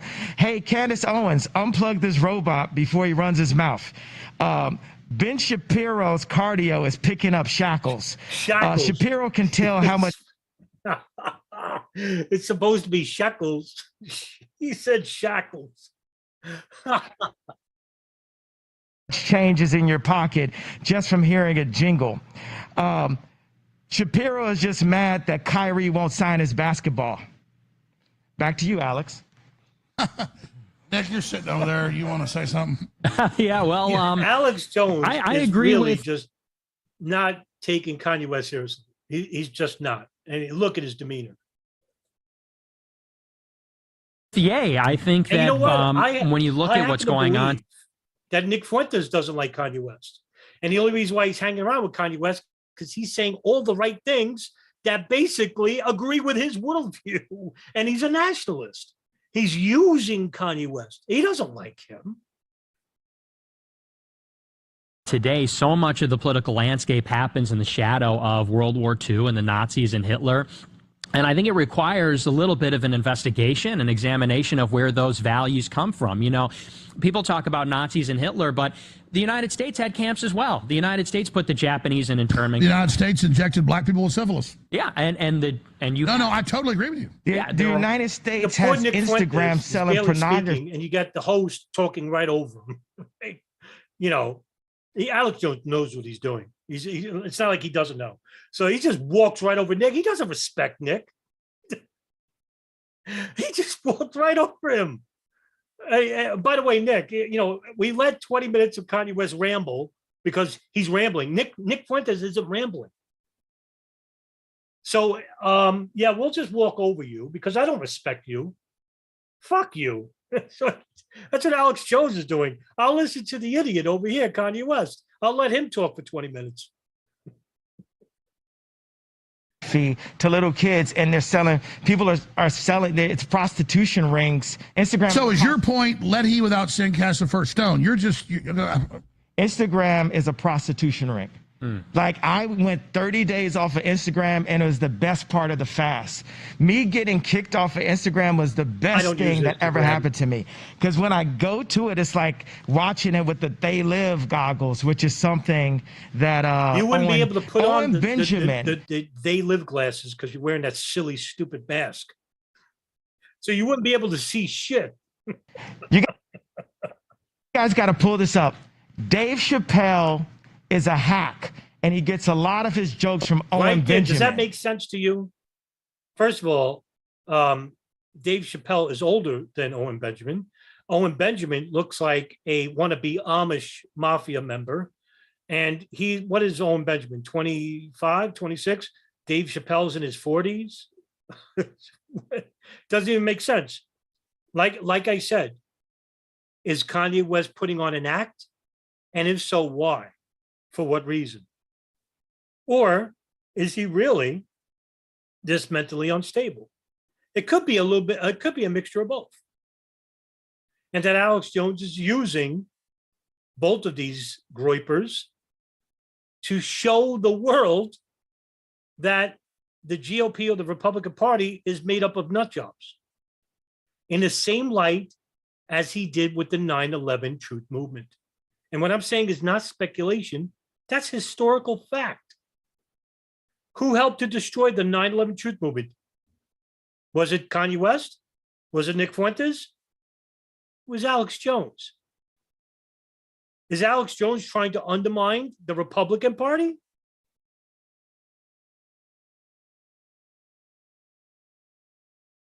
Dave Chappelle went on a Jewish platform and Chappelle said they dropped that nigga talking about Ye, and he called me Kanye, and I'm supposed to be his friend. Dave Chappelle does not believe in God and does not believe in Jesus. These are the kind of black leaders that the Zionists put in front of us. And meanwhile, we want to knock Herschel Walker, but Herschel Walker changed his life for Christ. And he might have had abortions, but he doesn't believe in abortion. Well, sure, what matters is I have too. What matters is the heart. By the way, Dave Chappelle's a Muslim. Go ahead. Yeah, I agree with Ye. I think that it's time that America has a fearless, visionary leader who serves Christ, who wants to bring the future forth in engineering and theology. I think that when you look at the options that were offered, and I said this on my show the other week, and the news said, oh, he supports DeSantis. I said the moderate Trump. DeSantis, nobody even knows. It's just somebody that all the... Let the idiot talk. Poor guy, he hasn't talked. You know, I don't care about Nick Fuentes, but, you know, it's either Alex Jones or Kanye is just stepping right over. The left are all of a sudden. Well, let me raise that. Let me raise that since you guys got into this, and we'll do hours on this. Wait, did I cut you off, Nick? I want you to let him complete his thought. Okay. So the moderate Trump versus DeSantis will not produce any outcome where America or Jesus is put first. Israel is, or rather DeSantis is mobbed up with Israel and Mossad. Donald Trump, his speech, his announcement was written by Jason Miller, who's controlled by foreign interests. If there's a Republican primary between them two and they go up against Biden or they go up against Newsom, there is exactly zero chance that we get any kind of regime that's going to deliver the real change. I got a question. If I was absolutely right, right? But nobody's going to remember this because people either are tuned out because of the lunacy of these people or because of the baggage all three of them carry. If Norman Finkelstein said that, guess what? A lot of people, if there was as many people watching Norman Finkelstein as they're watching these three idiots, guess what? He's going to reach a big, huge audience that never heard of Norman Finkelstein say, hey, wait a minute. Well, this guy's a scholar. This guy's talking about these things. Hey, these are really happening. And guess what? You're going to have people from the left and the right and the center all agreeing on the issue. And guess what? Now the problem has to be addressed. But the problem isn't being addressed because Nick Fuentes, Alex Jones, and Kanye West only represent a very small minority within the extreme right. They don't reach a big audience. Their audience is all extremists or people who are generally ignorant about all three. say something that's provocative towards the Mossad, is that misogynistic? Hold on, let's hear from that. Hey, I'm the head of the Mossad. I'm gonna kill you and take your children away from you. Thanks a lot, Netin. The issue at hand is the problem of the Israeli government and their criminal nature. And listen, Benjamin Netanyahu is a war criminal. End of story. That's not me saying it. That is according to the definitions of the Rome Statutes, which is The Hague. You have 4 different crimes at The Hague. Crimes against humanity, war crimes, crimes of aggression, genocide. Well, guess what? Back in 2010, The Hague, under the definitions, in which, by the way, Israel is not a co-signer of, as well as the United States, I wonder why, basically said that Benjamin Netanyahu fits those descriptions. As they said that about Barack Obama and George W. Bush. Back in 2004, the Malaysian government put out an arrest warrant for George Bush, John Yoo, head of White House legal counsel, Dick Cheney, Donald Rumsfeld, and Richard Attenborough, who is the lead counsel of Dick Cheney. The warrant is still open. That's why they don't go there. But you won't hear about that. You'll hear Kanye West in a ski mask, in a biker's uniform, yelling at a Yahoo bottle with a fly grabber. And they're supposed to be a threat to the Israeli government or the Illuminati establishment, New World Order. Please turn your microphone around, sir. Man, I'm definitely overwhelmed here right now. Infowars.com, tomorrow's news today. Listen, all I'm trying to get through here is I believe every group should be able to be I switched his name to Netin. I dropped the Yahoo so we didn't have to. I was tired of picking up the Yahoo and the Netin. So for now, he's just Netin. I know some people call him BB. No, some of you call him Yahoo, but we're going to call him Netin.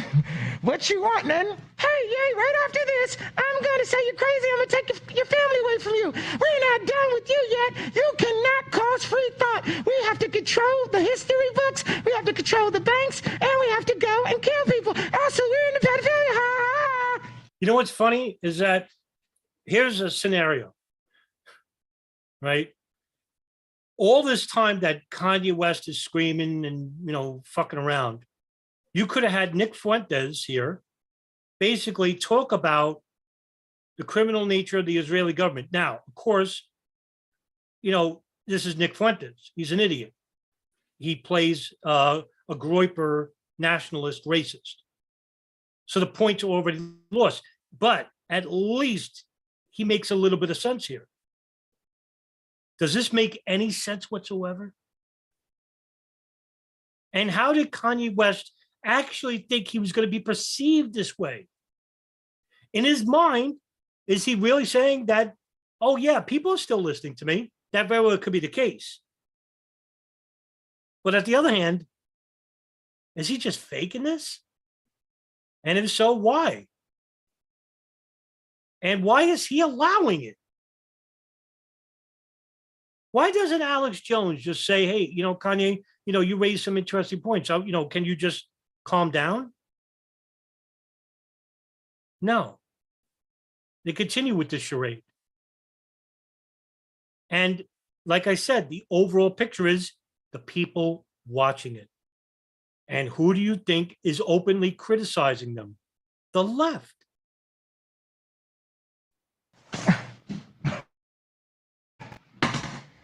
So, and in a little while, hopefully you're going to take the mask off, because is this actually I gay said this here? before, right? I'll make this declaration now. And I don't think it's going to come true, but I just want to put it out there. If Kanye West gets lambasted, and he's going to, and he gets called a crazy man or an anti-Semite or, all this, I think he's going to come out later and say, that wasn't me in the mask. You didn't see my face. That's what he's going to use as a defense. I'll just say that right now, just before it happens. I want to be the first person to say it, that he's going to come out and say that wasn't me. And that's going to sound nuts, but as you can see, look, it's not too far fetched. Folks, the mask is coming off in a little while, hopefully. We're going to be able to have a discussion about this. But I mean, seriously, you have the globalists pushing a poison shot that's already killed 20 million people that they admit doesn't work.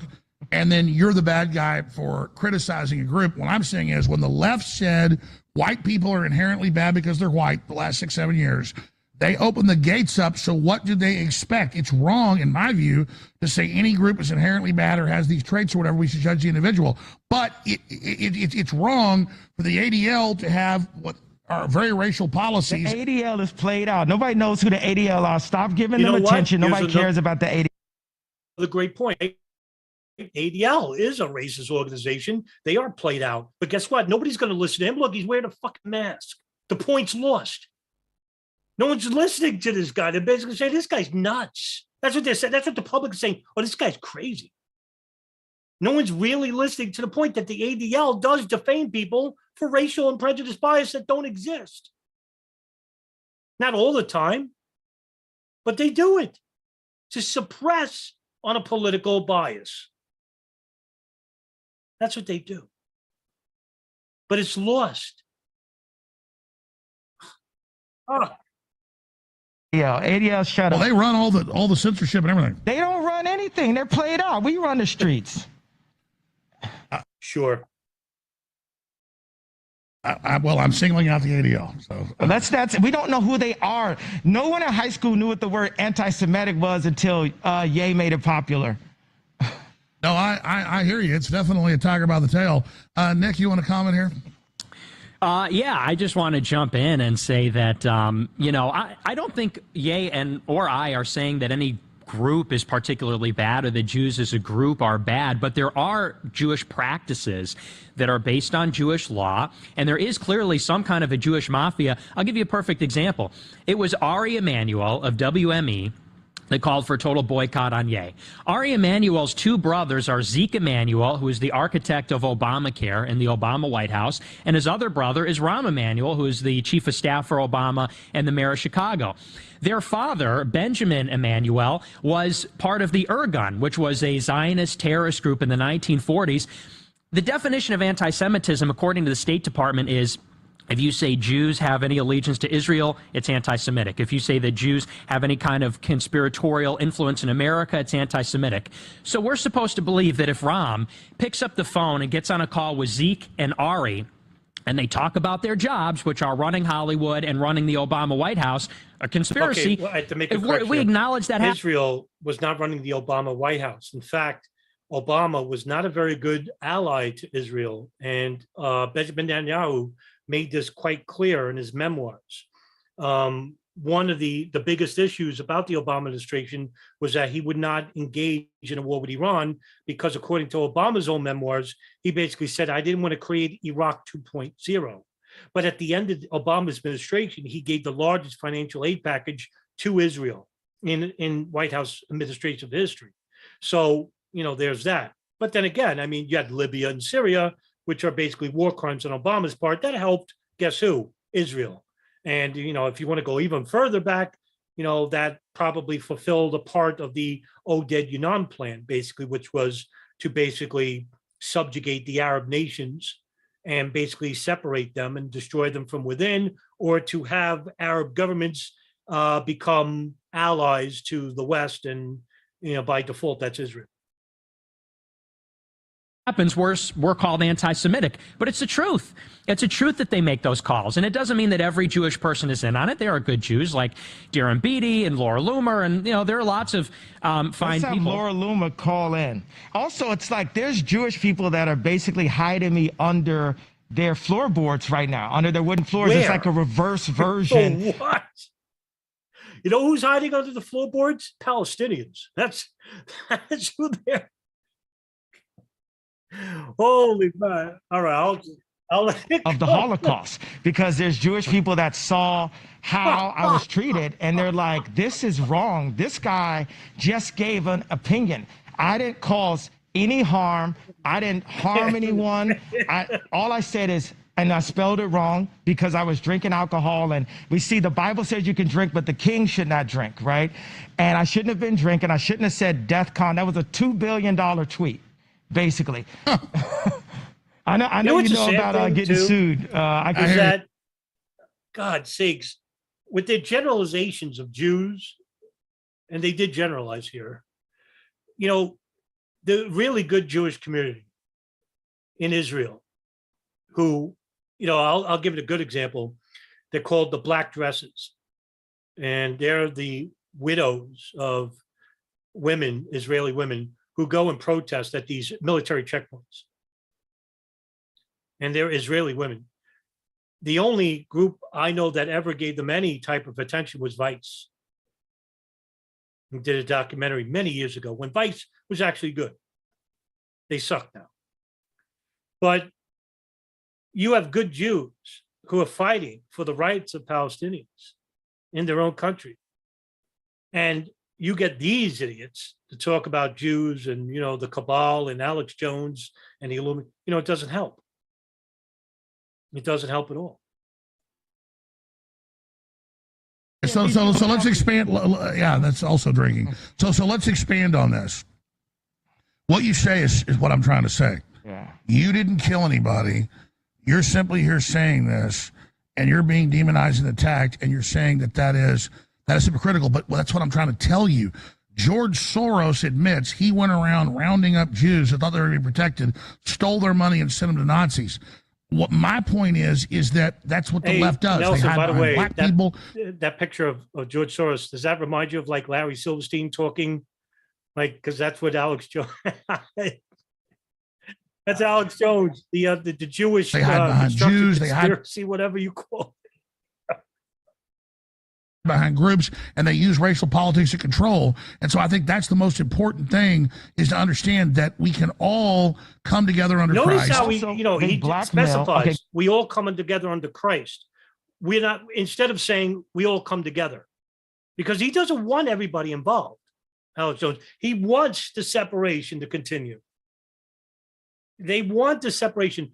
It would benefit you to get everybody involved. Good against evil, right? That's supposed to be the fight. That's the fight I believe in. I don't care if somebody's a leftist or somebody on the right, but if they want to fight against evil, hey, listen, I'm accepting anybody. Remember what Christ says in the New Testament. I'm atheist, by the way. I love quoting the Bible back to Christians. What does Christ say in the New Testament? He says that everybody's welcome to my Father's table. He doesn't say just Jews. Now, he was talking at the Jewish tabernacle, Christ when he says this, because a woman comes, Mary Magdalene, and washes Jesus's feet. And I don't know the Jewish guy, the Hebrew's name. He says, Master, why do you let this dirty woman wash your feet?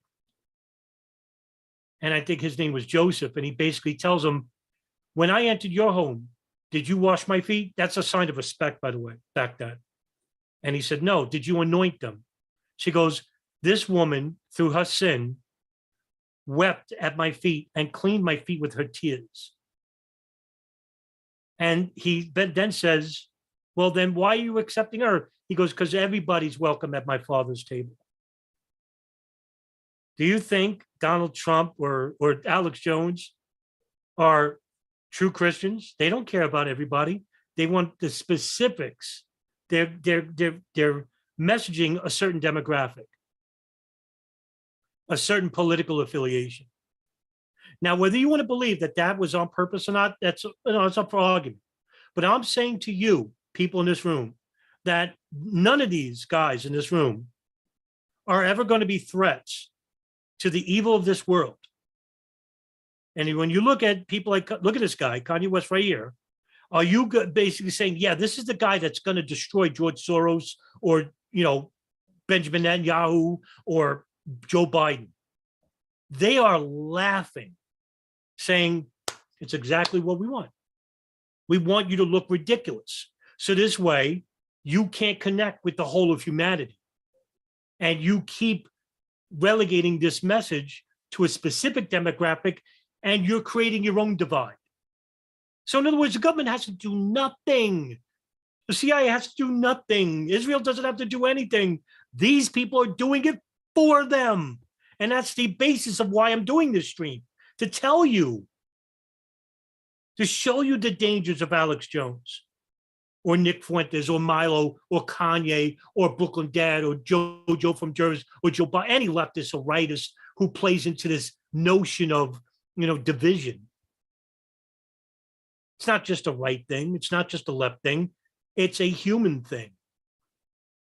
And God, man, we have too many ignorant people who are playing into this game. And it's high time to take out the proverbial IV out of your arm and say, hey, I'm not playing this game anymore. But we need everybody involved. So that means we need people from the left. I mean, if you're just going to an echo chamber like the 9/11 Truth Movement does and say, hey, yeah, there's no planes, there's no hijackers. Well, guess what? Are you a threat to the state? Are you a threat to Israel, Saudi Arabia? Are you a threat to yourselves? Well, it's 2022. Where is the Truth Movement now? It's destroyed. What do you think is going to happen to the right? They're destroying themselves. The left are already just a bunch of anarchists. They don't have any community. They don't. Conservatives do. They actually do. They pose a bigger threat than the left does, because there's two factions on the right. Currently, we saw that in the last election for the House and Senate. Did we not see a group favoring DeSantis? That's the conservatives. And did we not see Trump's own group? And they're just called the Trumpers. That's two people within the right. Go ahead about the Christ thing. I want to hear this. No, we could just, I'm just saying, I mean, I don't hate anybody because of their religion or their background. And there's great people from every organization. And I think George Soros can come to Christ. It is a possibility that he can convert and come to Christ. Would you meet with George Soros if he wanted to meet with you? Absolutely. I would meet with anyone. God. That's the whole thing. Laura, we're live. What's up? This is Laura Loomer. That was funny. I'm watching live. I saw you just said that you wanted me to call in, so I'm calling in. Well, how does she have your number?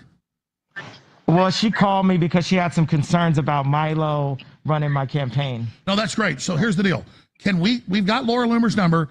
Can we call her on Skype? Fantastic. Just what this panel needs. Laura Loomer, right? Extreme dirty Zionist. I mean, ladies and gentlemen in this room, what does that tell you right there, right? What does that tell you? Who is this benefiting? I'm not even gonna go. You know who? Or Zoom? Can we actually put her on the show? I mean, but God, Laura, you're on via speakerphone.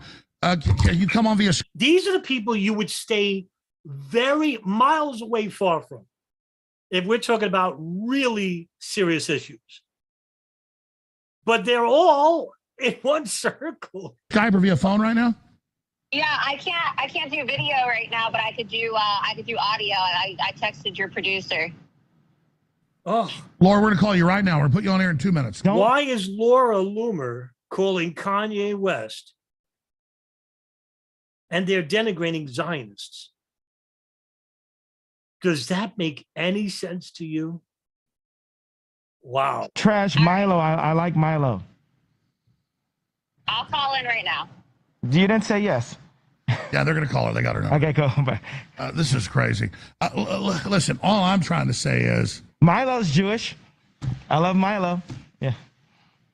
And you've got a little bit of the Hitler fetish going on. It's not a fetish. It's not a fetish. That's a term. Like, I just love information. They have some documentaries. Apparently, Bezos is allowed to put up any documentary, but if a basketball player tweets it, he'll lose his entire career. I think that's... Well, that's where I want to go, because you've got millions, hundreds of millions of Chinese locked down right now. No, you don't. I mean, there are thousands of videos showing them in the streets. Jesus Christmas. This is why, God, he's such a fountain of disinformation, Alex Jones. It's astonishing. And Chinese are great people, but their government in that country is the most racist, homogenistic, or homogeneous, actually, group there is. Goodness gracious, those are right-wing talking points, right? Just like the Biden administration. Oh, Ukraine is the danger to democracy. The right thinks it's China or Iran. And just amazing to hear these talking points, these political talking. And all I'm saying is I really care about those Chinese people under lockdown because they want to use that as a model against us. I'm just listen. Do you really think Alex Jones cares about the Chinese? No. Do you think Nick Fuentes or Kanye West does? Oh my God, I can only imagine what they think of them. I'm not on the whole Jew thing. It's what I'm saying. I don't care if people talk about it. I believe in free speech. I'm just really worried about the forced injections, world government, 5G, the open 5G. Hey, heads up. There's actually 6G now in a lot of places. And I hear this crazy, again, these crazy conspiracies that come from Alex Jones, just like 9/11, right? 5G, they're controlling your brain waves. They're giving you cancer. Borders, the collapsing currencies, war with Russia. What do you think? I don't have all of that information. I have the information that 2 days ago I thought I was going to be put in prison because my accounts are frozen. No, I get it. You're in Hollywood, and the managers you see are. So I get it from your perspective. I get what you're saying. Yeah, and I love Jesus, and I have to fight this war to make a better place for my children and for everyone else's children. I got to put myself, my accounts, my name at risk to stand in the front of this war that we have. This is InfoWars, right? So we're going to give this information on InfoWars. By the way, I asked the crew very lovingly. I love the crew, but you guys gave me the tweet I sent you this morning of the abortion mill, New World Order, depopulation, kill the black people organization, Planned Parenthood, where they said it's white people's job to give money so we can kill black people. It actually says that. And Ye didn't want me to have it on the desk because he wanted to be able to have it all look clean and stuff. And I get that, so I'm happy for Ye. But will you guys give me that damn tweet? Because I love you to death, but I'm asking for an hour. I need that damn tweet. I want to show people this because it is such mind control to say, white people, you've got white guilt. They actually say, you're bad because you're white. Help us kill black people. What type of freakish, crazy world is that? Ye? Zionist. Is that too wide of a idea, or do I have to just go specifically to who does that? But it's the devil. It's the devil. We all he's conflating Zionism with the devil. In other words, demonizing Zionists. You know, by the way, not every Zionist is a racist. Did anybody here know that Norman Finkelstein is actually a Zionist? That's not me saying, that's him saying. He's just not a racist nationalist. Not every Zionist is evil. So these vague terms they throw around, it actually helps to demonize the group in the public's eyes. That's the whole point. That's why they use these loosely themed terms like New World Order, Illuminati, globalists, Zionists. There's no specifics here, because with specifics, we can point to and say, aha, there's the problem. No, with the problem to them is a large group of unnamed people, but they can be identified through their race or through their religious preference. And that's why these people are a little bit dangerous, because there are people out there watching this and saying, yeah, I agree, they're dangerous, or, you know, Zionists, we got to do something. And then you get that one unhinged individual who goes out and maybe shoots a supermarket up. And that's what the FBI does, doesn't they? They go to these chat rooms, try to find that one unhinged individual. All he needs is a push. Make a fake profile. Hey, you're right. Them Mexicans, they're taking our jobs. We got to do something. Something's got to do something. Meanwhile, they're in the same room as that one unhinged individual, knowing full well he's reading that. And the FBI has a history of doing this.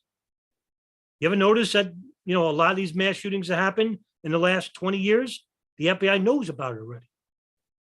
How the fuck they know about that?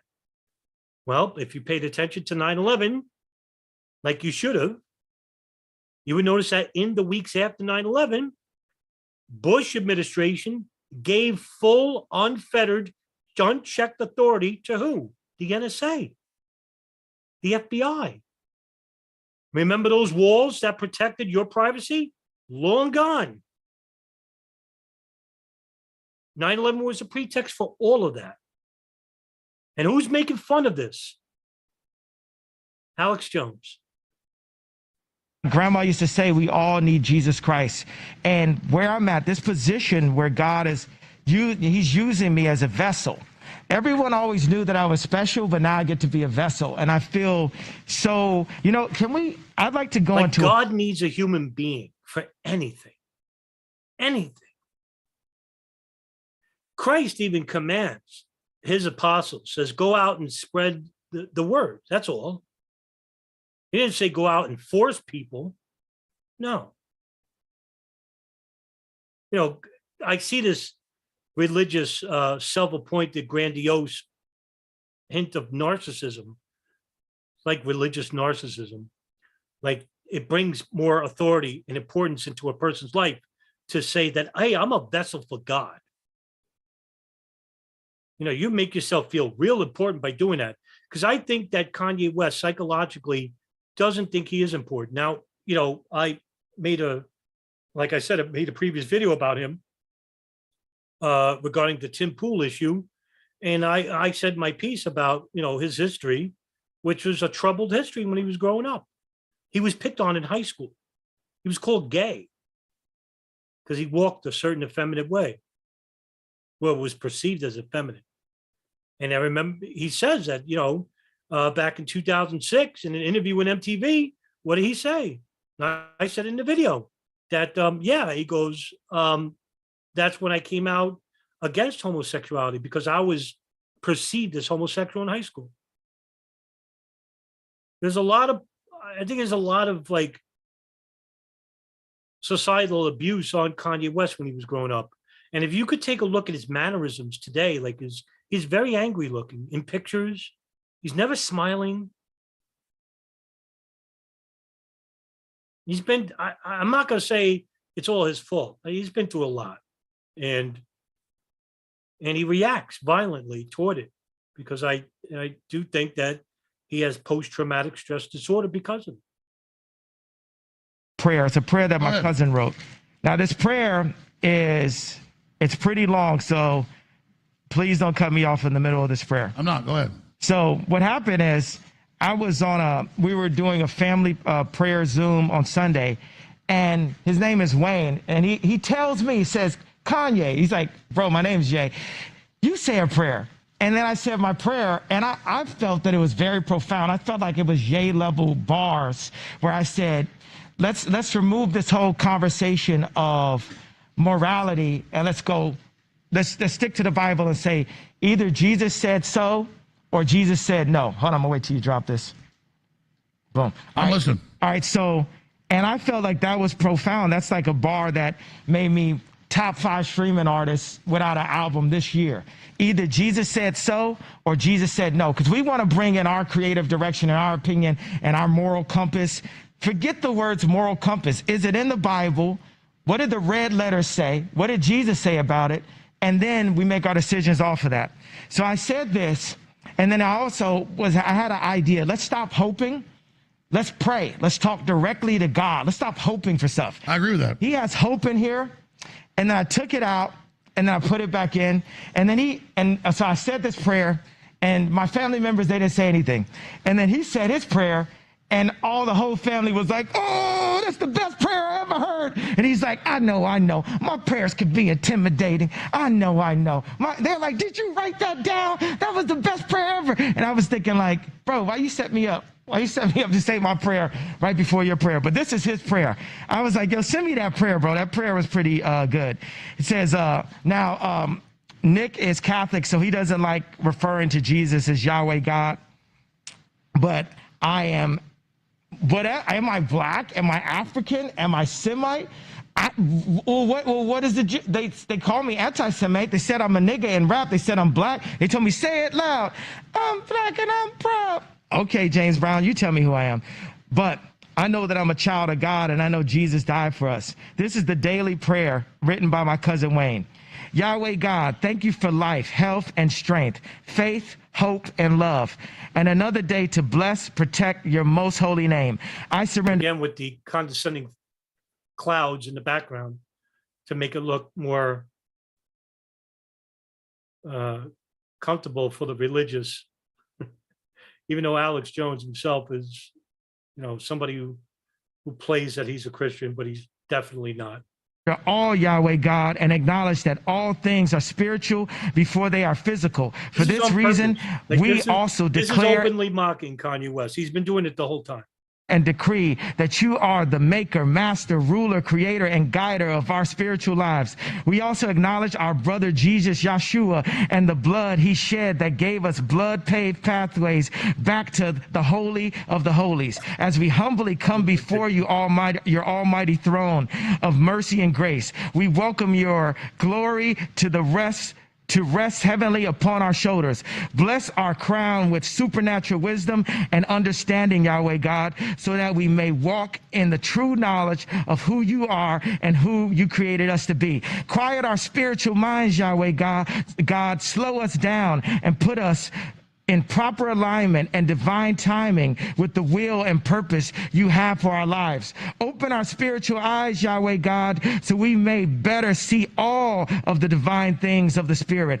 Open our spiritual ears, Yahweh God, so we may better hear all of the sacred things of the Spirit. Guard our spiritual mouth, Yahweh God. Place a censor over our divine tongues, so we may only speak words that glorify and edify you. Soften our spiritual heart, Yahweh God, so we may walk into deeper communion, communication, commitment, intimacy, understanding, and a relationship with all of the divine things of the Spirit. Yahweh God, we recognize that we do not battle against flesh and blood, but against spirits and powers, principalities and rulers of spiritual wickedness in heavenly places. It is for this reason that we put on the whole armor of God, Yahweh God. We put on the helmet of salvation and the breastplate the breastplate of righteousness. We firmly attach the belt of truth around our waist and drench our feet with the preparation of the gospel of peace. We take our sword of life spirit, which is the word of life, and the shield of faith with which we will quench something straight out of like a very evangelical tabernacle, something you would see in a Creflo Dollar worship service. It's just like repetitive nonsense to make itself grandiose for the individual. Putting on this armor of peace. Peace doesn't come to a sword, my friend. all of the fiery darts of the enemy. Thank you for blessing us from the top of our head to the bottom of our feet and everywhere in between with the first, what we need, everything that we deserve, and then the best that you have for our lives, Yahweh God. In Jesus' name, amen. And perfect time to go to break. Hour number 2, uncensored He couldn't wait to go to break. Yay. Nick Fuentes, I'm your guest host here in Insane Asylum World, because the whole world's crazy. Not all of us are nuts. This is Twilight Zone 2.0. He wanted to laugh. He wanted to laugh. You know, I'm telling you right now, he doesn't respect Kanye West one fucking bit, and neither does Nick Fuentes. Either one of them do. We will be Don't right point back. at me when you say that. No, I'm talking about all of us. The whole world's crazy. It is crazy. Everybody's crazy. And Kanye said, I'm not. He goes, no, everyone's crazy, including you, motherfucker. I believe that. I'm saying the guest host here because these guys are hosting. We'll be right back with hour number 2. Holy cow. The evil abuse of children that the world is waking up to today has been going on for many, many years.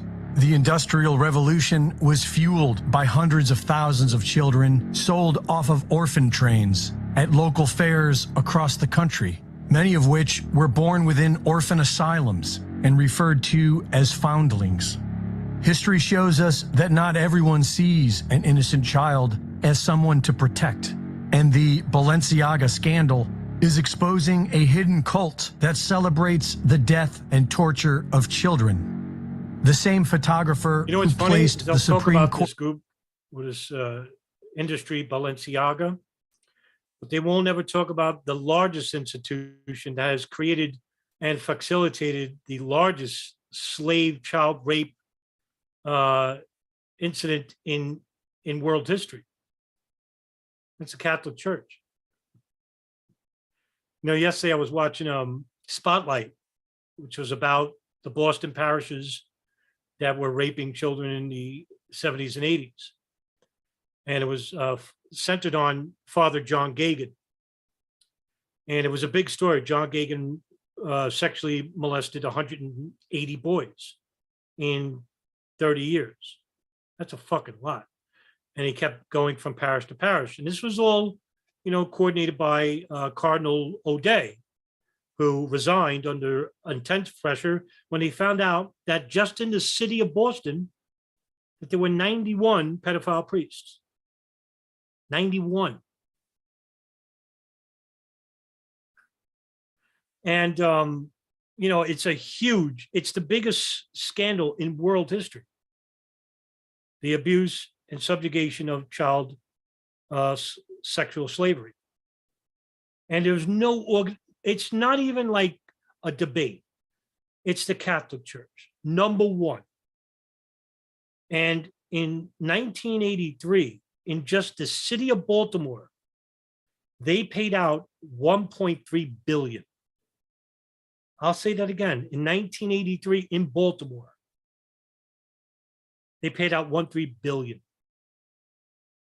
for 1983. Just imagine what it was like every year. Ruling on child porn in the Balenciaga ad that sparked this whole recent scandal also did a photo shoot for France's Double magazine that featured a traumatized looking child having her passport photo taken for a trip to the same. I'm new to this, like the Balenciaga incident scandal here. Like, who takes these pictures? Have you ever seen these pictures? They're fucking creepy, weird, like really just, man. Disney cruise line that provides snorkeling trips off the coast of Epstein's Island. otherwise known as Little St. James. Both photo shoots appear to have been styled by Russian stylist Lada Volkova, a highly celebrated stylist in the fashion industry who works for Vogue, Adidas, Chanel, and has been a top stylist for Balenciaga since 2014. She has deleted her Instagram account since the scandal hit, but archived images show a dark appreciation for child abuse, images of violent pedophilia, child crazy, torture, child disembowelment, Satanism, and cannibalism. Many of these images are appreciated by her rich and famous designer friends, Gosha Rubchinsky and Marc Jacobs. The arguments for a lot of these pictures come from, like the children involved, right? Rightfully so, but like regular pictures of showing death and, a bear taped to a wall or something, there's really nothing that nefarious about it. Now, you want to see like real appalling pictures, go watch Salo, the Italian horror film. For those who don't know, go Google that.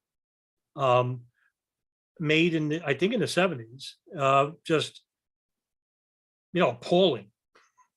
Hellraiser, which is mild in today's horror, but I mean, you didn't see the Christian right basically railing about that. But then again, we didn't have the internet in 1982. But you get my drift. I mean, the right is going to be outraged. The Christian right, the evangelical right, they're outraged. Meanwhile, what were they supporting in 1990, in 2002, in 2003? The invasion of Iraq, Afghanistan, and Iraq again. They don't care about fighting. Those people are fucking wild. What the fuck are they hypocrites? Give me a break. Give a shit. Both accused of peddling pedophilia in their own work. Terror? It was the right. Who supported the CIA rendition and interrogation program? It was the right. Who went around harassing Sikhs and Indians for the crimes of 9/11? It was the right. Just please give me a fucking break. A recent video shows what appears to be fake babies sold in blood-spattered Balenciaga swag. What's in your bag? In my bag, like stuff for baby. Like, can we do a what's in your bag?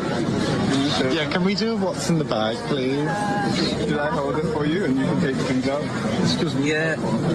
Look, there's like when she starts to cry. Like then when she's gonna pee, I don't know. Then when she's boring, she's boring.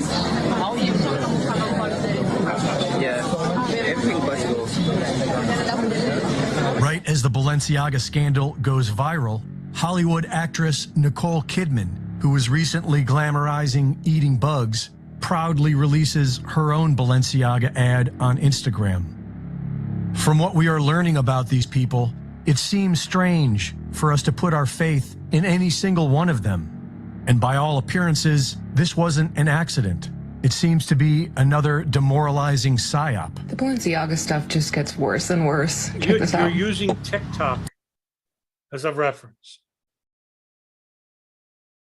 The people that recruited all of the models for Balenciaga's runway show was a woman called Rachel Chandler, who has been on Jeffrey Epstein's island. She's even posted a picture on Instagram of CCTV footage back in 2013, bragging about being on the island. This stuff's got me wondering if all high-end fashion brands are just fronts for human trafficking. That's what they look like, by the way. It's not a denigration generalization, but I mean, who wears green hair, right?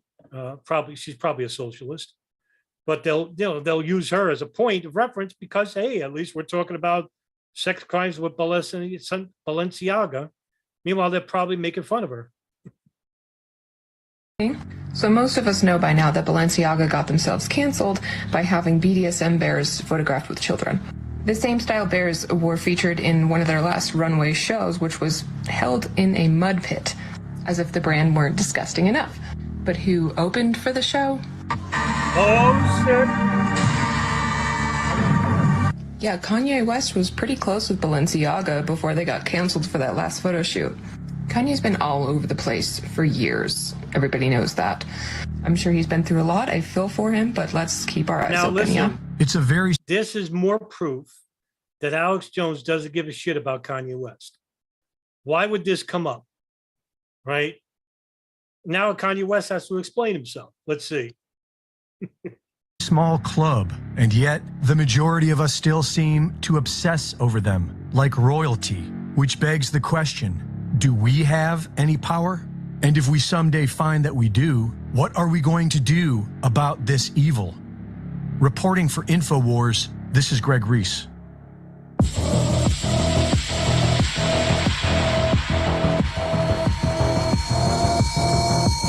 I mean, say you're Kanye West, you're going on the Alex Jones show, you're going to talk about, what Israel and Zionists have done to me, right? And then all of a sudden they put this on you in the middle of the show saying, hey, wait a minute, you seem to be hanging out with people who support pedophilia. Explain yourself. That's like putting him on the mark. That's why I said, Alex Jones and Nick Fuentes, they don't care about Kanye West. Give a shit about him.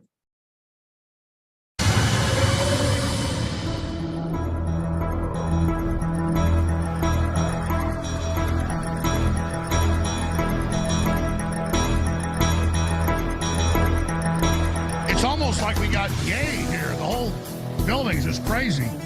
Alex Jones here, back live with Ye. Nick Fuentes riding shotgun, and we're going to get Laura Loomer on the line. He didn't want to wear an earpiece. That's fine. We're going to call her on his phone in like 10 minutes or so. So we'll get to you, Laura.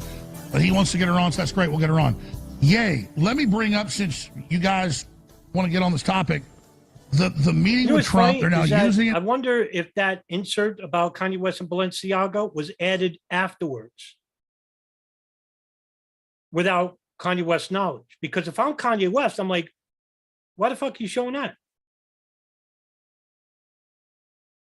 Right? I mean, that's only, that would be my reaction. What are you trying to say?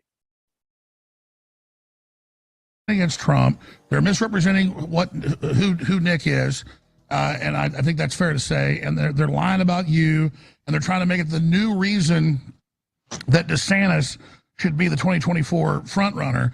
And I like DeSantis in many ways, but I don't like who he's aligning with, all these big donors, and him playing along with this. It's very troubling. So tell us about the meeting and what really happened there. Nick, you have the minutes on it. That's right. So it's where to begin. Well, I want to set the record straight, first of all, because there was a big piece in NBC the other day written by Mark Caputo with a lot of lies about the dinner.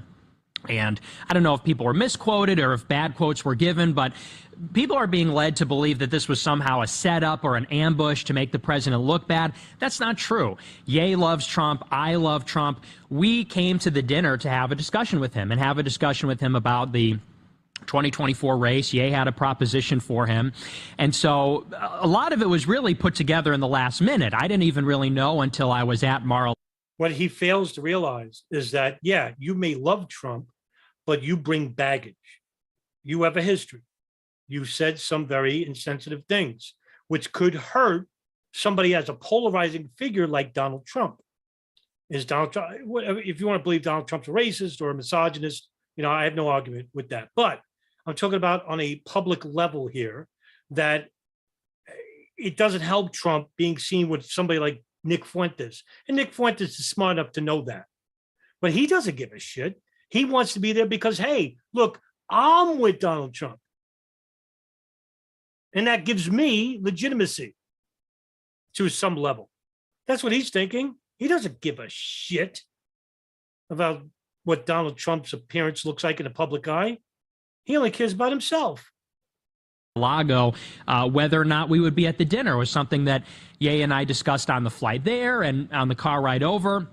So I just want to get that cleared up straight away, because I think Ye and I both believe that Trump is a great option. It really just comes down to Trump and Ye for the most part. But them trying to premeditatedly claim it was some secret meeting and he knew he was meeting with you, that's not true. No, yeah, and it was surprising because which would reject the premise that Donald Trump said later on that he had no idea who Nick Fuentes was. And now Nick Fuentes is basically saying, well, that's not true. This wasn't a setup. It wasn't an ambush. He knew we were coming. That would mean that, yeah, I mean, the Secret Service is going to tell Donald Trump who Nick Fuentes is. You don't get to meet the president out of nowhere. You have to go through a vigorous background search. we had this conversation the day before we flew out. We were in LA on that Monday, and I was told it may not even be possible for you to get into Mar-a-Lago. They said, because there's so many people that will intercept you. There's a guest list and you have to be on it, and there's a security list and all these things. So I was told that I may not even be able to get through. Well, we pulled up to the club. They checked out Ye. They checked out Karen's ID and information. We drove up. We walked in. We sat down in the lobby. The president came out of the dining room, and that was that. He invited Ye to dinner, and I don't know if it was Ye or Trump, but one of them said, well, we want to bring Jamar, Karen, and Nick into the dining room. And so we came in, we sat down. Well, we took some pictures. Ye sort of lit up the whole room. Everybody wanted to get a picture with him. We sat down at the table. And I want to say initially it was a very pleasant dinner. Trump gave kind of the standard black voter pitch. He talked about the HBCUs, the opportunity zones, things like that. And then it turned out that Ye had accidentally sent a text message to a lawyer that both Trump and Ye share, and forwarded him some intel that Karen gave to us about how we were going to handle the Trump meeting and how to read his body language and the kinds of things that maybe we should avoid or things we might want to say. And so before the dinner, Ye accidentally forwarded that to a lawyer who then in the middle of the dinner apparently called Trump to say, hey, Karen Giorno's involved. This is a setup. You guys are being set up right now. It was really just based on a misunderstanding. And after that call, he... Well, who's this lawyer? Do you mind if I say the name? Yes. It's Yes, You Mind? Or, no, I don't. Okay, it's Nick Fuentes. So he was texting I don't me. mind. I don't mind any names. I think that's the general. Just let him finish the entire story. So, because we pulled up in the car and Ye said, "Here, I'll forward you these notes." So he forwarded it to me, and I said, "Hey, I didn't get the text." And we kind of brushed it off, and we found out later he meant to send it to Nicholas Fuentes. He sent it to Nicholas Gravante on accident. So the dinner was actually very pleasant. It was very friendly. Ye picked out a song to play. He put on "Say You Will" off of 808s. And then Trump said, oh, I don't know, let's put on one of your hits. So he put on Stronger. It was very congenial. Well, then in the middle of the dinner, Trump gets this call because Nick Gravante apparently sent the text to one of Trump's guys or somebody. Somebody called Trump and said Karen is giving Ye intel because Karen worked for Trump. She ran the state of Florida during the Republican primary in 2016. And so he got the heads up. They thought it was some big ambush. So he gets off the phone and the tone totally flipped. And he starts telling Ye these stories about how some of his black constituents had betrayed him. He told the story about how he got A$AP Rocky out of jail. He told the story about how he got the NBA basketball players out of the Chinese jail. And the moral of the story was, if you go against me, if you're disloyal to me, I'll crush you. That was kind of the subtext of the stories from Trump. He said that Kim Kardashian, he said some nasty things about her because she endorsed Joe Biden after Trump released, what is it, Alice Johnson. Alice Johnson from prison. He commuted her sentence and then gave her a pardon, so he felt betrayed by that. And then Ye made the proposition and said, hey, I'd like you to be my running mate in 2024. And Trump I gave him the opportunity. I didn't say I would like him to. Imagine Donald Trump running with Kanye West. It would be the automatic death knell for the Trump administration. They wouldn't be, DeSantis would run away with it. I still think he wins anyway in 2024. He has the majority of the conservatives on his side. A lot of people in the conservative party don't like Donald Trump. So he doesn't have the majority on his side. That's why he's very guarded. And he reacts that way, Trump. Very narcissistic. Trump is only a danger to himself. That's why he's harmless as a president. He didn't create new wars. He only continued them. But he showed you what the establishment was like, how the government's really run. Showed you a peek. That's the good thing about Trump, is that he actually showed you what was behind the scenes, a glimpse. The other people like Biden, Bush, establishment types, the old guard. We're not giving you any hints. We'll just keep lying to you. And Trump is a liar, but, I'd rather have a misogynist than a sociopath. And DeSantis is a sociopath.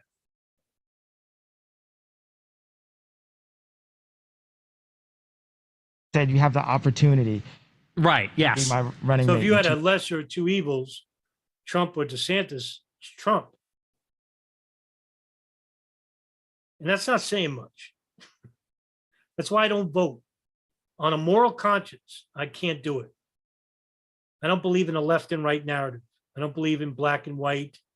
I don't believe in Jew and Gentile and Muslim. These are all human constructs meant to divide us. We're a human community. That is the one unbroken, binding quality that unifies all of us. And it's sad to think that not enough people are evolved past that or to that mentality. Because if we were, we wouldn't be in half of the problems that we are in now. 2024. Yes. And, would he wear a mask as well, though? I think it would look cool.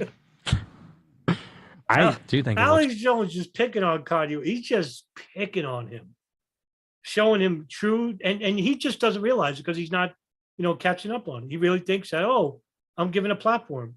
Yeah, you're giving a platform to look ridiculous. Cool. So he sat back and folded his arms and he kind of smirked and he sort of dismissed it. But then he got a little bit heated and he said, "You can't win. You'll never win. Don't run. You can win at a lot of things, but you can't win at this." And then he turned to me and Karen and said, "You guys are smart. I know you work for him, but don't lie to him. Tell him he can't win." And, I love Trump and I love Ye. And so I'm looking at Trump. And then I'm looking at Ye, and I'm looking at Trump, and Ye, he's telling me. Nick, they say you're a white supremacist. Are you a white supremacist? No, not at all. In fact, in his videos, which are all over, and by the way, it's the left doing this. They're showing these old video clips of Nick Fuentes talking about how he would like America to be back to the age before Enlightenment. That it needs to be a Christian nation. And it has to be white. What does that make you? Yeah, a Christian nationalist, right? So, I mean, I don't know is Nick Fuentes lying? Is he putting on an act, right? Either way, it doesn't matter if he's true or not. It's the message he's bringing. And if he's not smart enough, and I think he is, to know that, hey, I could be perceived as this. Why am I acting this way? I don't want to act this way. But he does. And it's not me, it's him. Well, spend some time on that. Yeah, I'm a Catholic. I'm Christian. And so I believe that we I know that sounds white supremacist right there, but it's not. Go ahead. Yeah.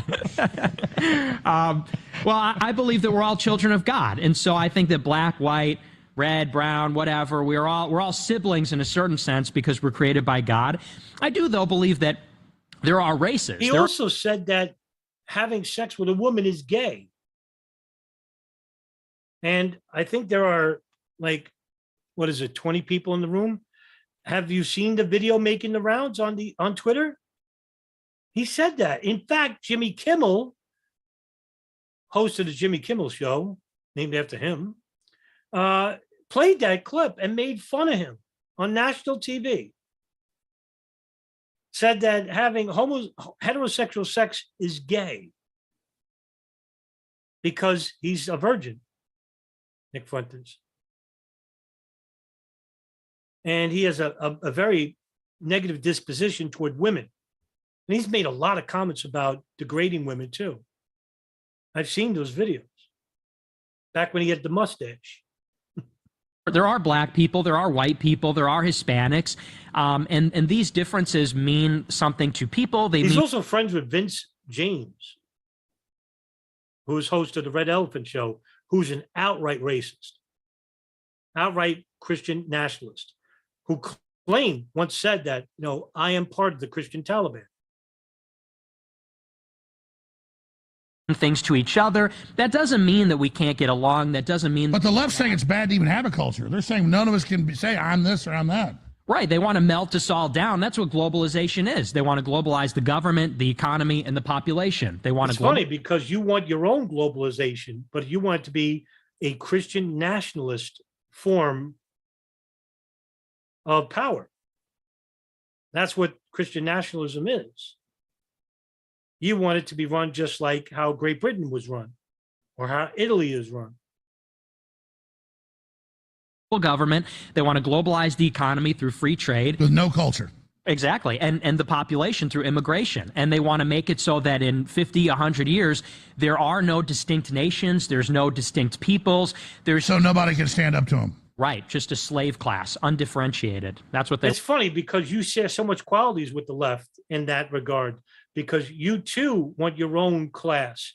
You too want your own form of religion, Christian evangelicalism. You too want it to be predominantly white. You too want to be a degradation of society that doesn't agree with this worldview. You want to subjugate them too. And that's using your own words against you. I've seen your videos. So it's fun. It's amazing how much similarities the far right have with the far left, right? When it comes to classic conservatism and classic liberalism, you know how much similarities they have together, but their voices aren't as loud and they aren't as powerful as the extremists are. They're the ones who dominate the airwaves. They're the ones who are the loudest because they have to be, because they're all hot air. There's no substance with any of them. And unless the people, us, the community, realize this, we're going to be victims of this. And so will future generations, because all this is taught. Racism is taught, sexism, feminism, politicalism, all the isms, all the human ideologies, every one of them have a divisive quality about them. Catholics are with Catholics, Jews are with Jews, Christians are with Christians, Muslims are with Muslims. There is no inclusivity with a lot of people. Hey, you want to be a Muslim? You have to be, you have to be a Muslim. You have to agree to these tenets. You want to be a Zionist? You have to agree with these tenets. You want to be a Wahhabi? You have to agree with these tenets. Anything that has to do with religion, politics, racism, it doesn't include everybody. It's seclusive, not inclusive. And that's the problem I have with these people. I want everyone to be inclusive of one another. There is culture, there is community, there is spirituality, and they aren't divisive. What is divisive? Religion, racism, politics, sexism. Divisive by their own nature. And that's what these people from the right and those on the left promote. Want. This is the future president you're talking to right now. Is Nick your running mate? He's not old enough. Yeah, Nick, how old are you? Kanye West, he just says things without thinking sometimes, just like he did just now. I'm 24.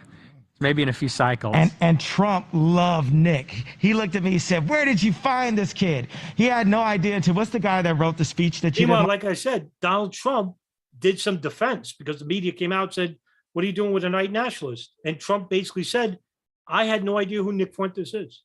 Here is Nick Fuentes, who says he loves Trump, who's saying that Trump is a liar.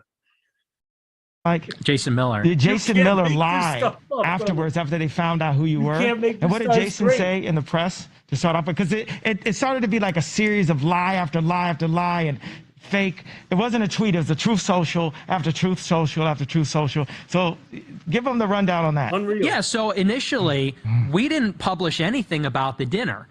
It was rumored that Ye went to dinner with Trump. Then it was rumored that I was at the dinner because I walked through the airport in Miami.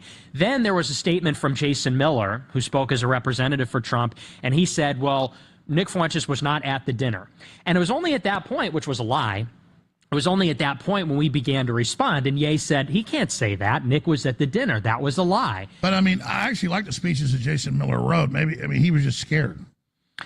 Jason Miller, for those who don't know, is a ardent Christian nationalist who worked in the Trump administration. I'm sorry, Stephen Miller. Who was scared? Trump? No, I mean, I think Miller thinking it was a setup, but I mean, I think that's what they thought. They thought, oh, this is a setup, and I think that's where that fear came from. But people got to stop lying.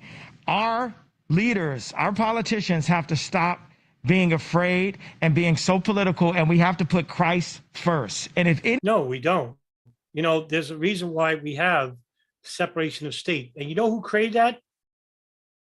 The Baptists, the Catholics of Great Britain, because they didn't want to live under a what? A theological government, a monarchy.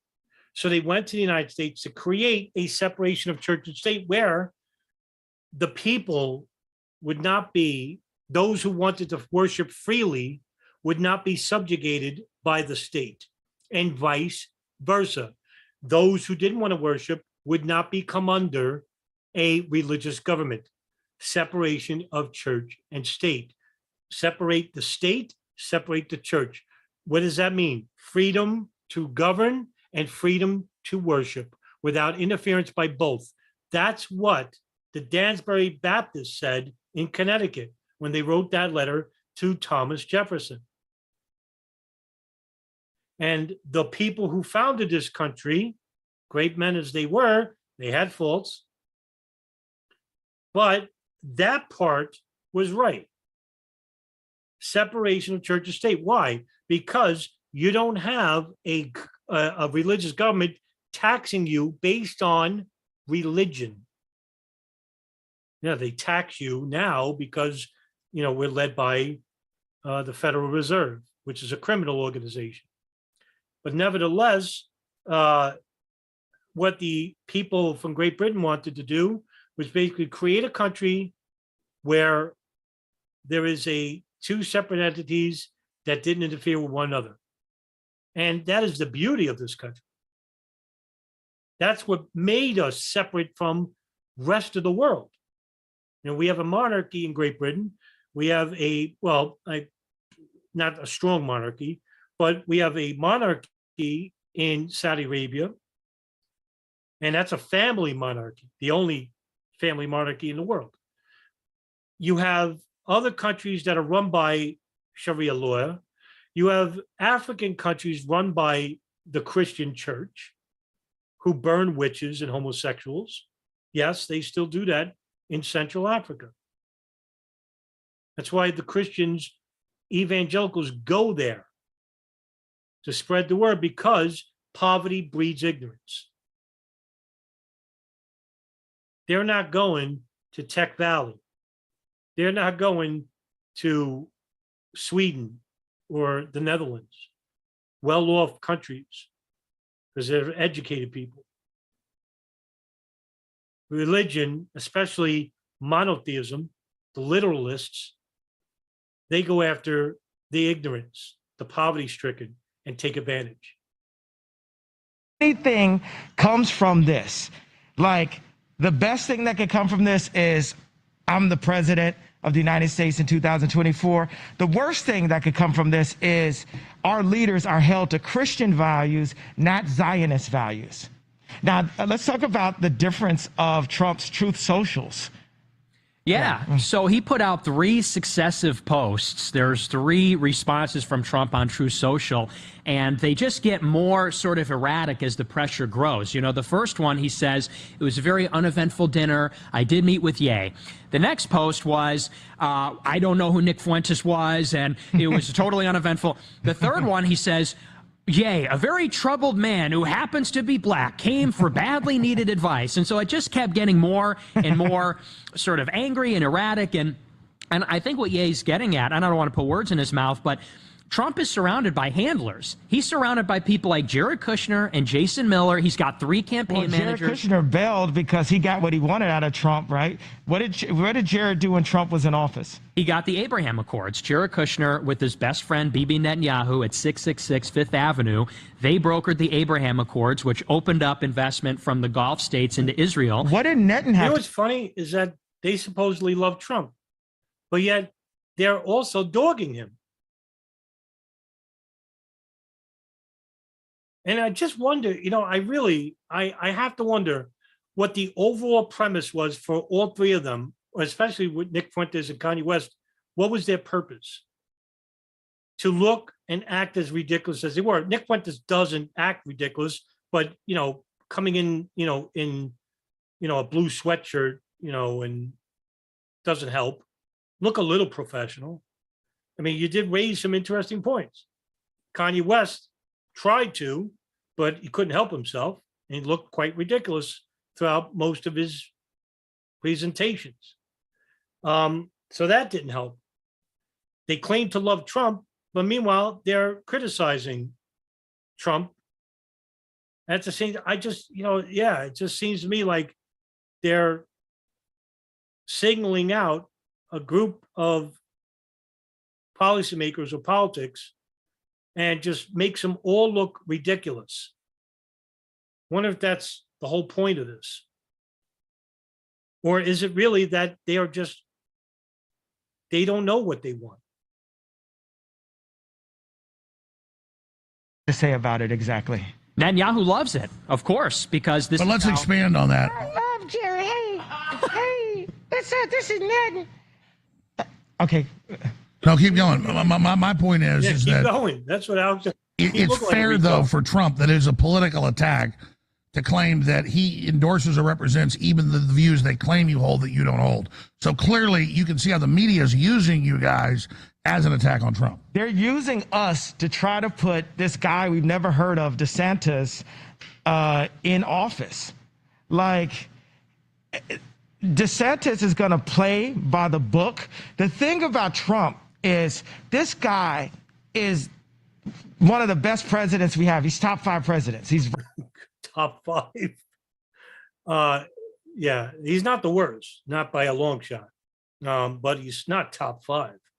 But I mean, they don't realize that, they carry a lot of baggage. Trump has to distance himself from that because what is he trying to win over? The public. The public knows about Nick Fuentes and Kanye West. And look how they acted today. Just, like, hey, yeah, we're promoting a segregated society and we're demonizing the left. At the same time, they're criticizing the one person they claim to love. Right there with Ronald Reagan. And he was a Wharton grad. He's one of the best businessmen of all time. And the entire time he was the president, the Jewish media attacked him. They were mad because he was actually working for the country. And now they're doing everything, including this meeting, to try to say he's not allowed to meet with. This is InfoWars. Who are you to say who the president can meet with? Netanyahu. Like, I'm not gonna, the Holy Spirit fills me up, and the less sin I have, the less angry I get, so you can't make me angry. But if I was another version of the Kanye West that you guys know, I would be angry at Netan for even speaking on one of the best presidents, one of our best presidents of all times. Shut the bless up. You know what's amazing? It's amazing that we finally have a major celebrity speaking out against a war criminal. But it just so happens that the celebrity speaking out against a war criminal is an unhinged, mentally affected person who espouses banalities. It's not a serious person. If this was, say, Morgan Freeman, for example, do you know how many people would be reached by that? Was somebody respectable? Hey, do you know that Benjamin Netanyahu is a war criminal? Imagine Morgan Freeman saying that. And now imagine Kanye West saying it in the way he looks. like I said, the message is lost. I just. This is from Ye. Now you know who I am. Do you know who I am now, Netanyahu? You know who I am now, Jared Kushner? You know who I am, Josh Kushner? Let me tell you something about Softy Josh, right? Marshmallow Josh was at a dinner. I'm at Jared's house, Jared and Ivanka's house. And I didn't realize at the dinner that Josh Kushner had 10% of Skims, which was my ex-wife clothing line, which I have 5% of. And it's one of the reasons why even after the attack where Ari Emanuel had all of my deals destroyed, I was still worth $400 million, right? And still had $250 million of cash available, right? So, Josh, I say, what do you think about Jared working for me in 2024? And Josh looks at Jared and says, oh, I would kill him. And so then towards the end of the meeting, I'm leaving their apartment. They do like a soft hug because I think like Jared, as soft as Jared is, he has to hug Josh extra soft so, you know, he doesn't melt like toilet paper. And what I realized afterwards that Josh had 10% of a line that I only had 5%, double, where I, you know, Skims is an extension of Yeezy. It's an extension of my brand. Literally, I put the creative director from Yeezy at Skims because at first Skims was a lingerie line. And then it was Kris Jenner's idea to make it a shapewear line. And I said, I have the perfect person. Let's take these elements of Yeezy and let's put this here. And then Josh goes in and puts $150 million from some investment firm to then control something that my ex-wife was making for our children. No, I get it. So you're at this meeting and literally realizing, oh my God, I own this and ran this. This guy's double what I get. You didn't even know he was the owner. Yeah, and that's what I explained to Jared. I was on text with Jared. I said, what if I had 10% of a line with Ivanka and you didn't know and you only had 5%? I'm sure you. But what if he learned you own 10% of 666 Park Avenue? He'd be pissed. Or what if I had 10% of that 800? How big was the deal that he did after he got out of? So what you're saying is we need reparations from Hollywood. We need the Hollywood elite that have almost all the money. They need reparations to America. Wait, I want to talk about how Jared did that first deal. You hear what I'm saying? With Netan. All right, go ahead. Yeah, he got. You're upset. Again, mocking him. Like, oh. Billions. And this is something that was covered in the Wall Street Journal. Jared Kushner brokered the Abraham Accords with Netanyahu. And before Trump was even out of office, they were arranging for how Kushner could take a massive fee from. Okay, but separate from Kushner getting money, I don't like Kushner. He glows in the dark. He's creepy as hell. But I mean, that's a good peace deal to get the Arabs and Jews to quit killing each other. I mean, but I agree with you to some extent. But I mean, actually, that's a pretty. I said that's something good Kushner did. I mean, I don't like Kushner, but he did it for the money. Mm-hmm. Well, I mean, we got things. Yeah. And I would say I'm not defending him. I'm saying, isn't it good to try to get Middle East peace? Let's ask Nick. Yeah, Nick, go ahead. If you want Middle East peace, you have to go to Israel because Israel is the one who has been bombing Syria. Israel's the one that's. And they got 200 nuclear weapons. They ain't going nowhere. Exactly, and that's why they killed JFK and RFK was because of they were trying to get their WMD program off the. See, unbelievable. You know, another huge point erased by crackpotty theories or just acting ridiculous. Is Israel behind the assassination of JFK? They could be, but it's not proven. Behind RFK? It could be, but it's not proven. But by saying this and saying that, yeah, hey, the Jews were behind it, what does that say? Well, it says that he's a reckless investigator, and he's not even an investigator. It basically demonizes Israel, and that gives a negative backlash to who? Everybody on the right, because the left are going to jump on this and say, you see, this is what the GOP supports. And they don't. That's evident by him reading the articles of Donald Trump saying, I don't know Nick Fuentes and these people, you know, they're crazy. Donald Trump is half right. He knows they're crazy, but he still had dinner with Nick Fuentes because he knew him. Great point about Israel and their illegal nuclear stockpile weaponry. It's the only country on earth that doesn't have the International Atomic Agency do a vetting process. They're the only country on earth where we don't know how many nukes are in that country. We know where every single nuke is on the face of the earth. We don't know how many Israel has. And this point is lost because this idiot is saying that Israel is behind the death of JFK and RFK. Because what does the left, what are they going to remember? Are they going to remember that Israel has these nukes? No. They're going to pick this soundbite from Nick Fuentes and play it on Twitter, on Facebook, on Rump, everywhere. Instagram, TikTok, and that's all the public's going to see. And guess what? The public's going to make up their own mind and say, hey, Nick Fuentes is an anti-Semite, or he's a racist, he's both. And I don't care what points he raises. That's why I said the important points raised by Kanye West, by Alex Jones, or Nick Fuentes, all are going to be lost because all three come with baggage. Alex Jones is the godfather of disinformation. Nick Fuentes is a Christian nationalist, and Kanye West is off his rocker. That's what people are going to remember.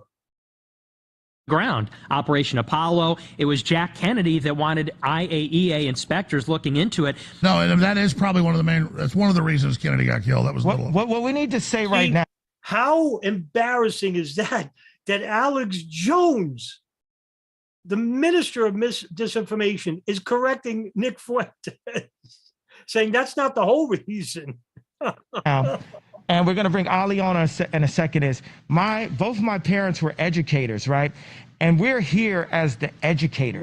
That's what's in our heart. When we get the information, we put ourselves at risk to give you the information. There's a lot of teachers, incredibly intelligent people that have been canceled and kicked out of universities for not playing along with the system. So stop looking at us like celebrities, like we're trying to get media. We're using our position, putting our finances, putting our personal well-being at risk to say the truth out loud. And I was on the plane with Nick and I said, it feels like we're in Vietnam in the middle of the war with our backs to the wall, holding our guns and saying, you know, Nick, how did you get here? Yay, how did you get here? Well, all the guns are going off and all the media is going off, and say, this is InfoWars, right? So you got some info warriors on both sides of you, and you fought for us. You've been fighting this battle for a long time, Alex, and we just got to salute you as a Christian and as American, because you paved the way to make braver soldiers like us today. It's like Terminator Part 10 happening right now. Wow. All right. We got to go to break. We're going to get Laura Loomer on. We're going to get Ali Alexander up to Manny come on. One of the smartest guys I know in politics. And we're going to just continue. Owen Schroyer is going to come on. We're going to continue on as long as you guys want to go. We'll take breaks and stuff too, and get, you know, Ye to eat something or whatever. Me and Nick got something he hasn't eaten yet, and I stay fasting. That's right. He won't eat. I'm trying to get him to eat. So I'm like an Italian, manja. So we're gonna. I gotta watch my accounts because they've been frozen by the Jewish banks. So I need to watch my meals. Well, CNN says white people are evil Nazis. So. I mean, I disagree with both statements, but I get the pros. I don't like the word evil next to Nazis. I think we need to look at. Oh my goodness! Just because you don't like one group doesn't mean the other. But look, I love Jewish people, but I also love Nazis. And this is another soundbite used by the left to demonize Kanye West. Now, if we go by the tenets of Christianity and Jesus Christ, you are to love each other as you love me. That's what I think Kanye West is coming at. But it's not a very good look when you go on the Alex Jones show and say you love Nazis, right? What he should have said was, I'm going to do what Christ commands me to do, and that is to love everybody, right? Because now he has a excuse, right? But by him saying that I love Jews and I love Nazis, everybody's going to interpret it differently. They're going to say, wow, Kanye West, you know, he loves Nazis. Meanwhile, they killed Jews, and, you know, he's an idiot and he's ignorant. Well, you can't really disagree with that. But at the same time, I'm playing devil's advocate here and trying to present you two scenarios that could be looked at here. So, you know, I just think it was handled poorly by Kanye West. It really was. It was just terrible.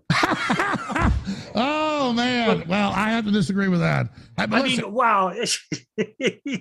When Alex Jones disagrees with you and he is just a fraud of the magnificent order, you got problems. We're going to go to break. I'm the crazy one here. We're all crazy. The whole world's crazy. And the whole power structure is coming down. This is absolutely. The power structure, you've been saying that for 25 years. And they are even more powerful than they were when you first came on the scene. What does that tell you, right? You're not a threat. You're actually helping them by promoting these fringe conspiracy theories that cover up the actual conspiracies of government criminality.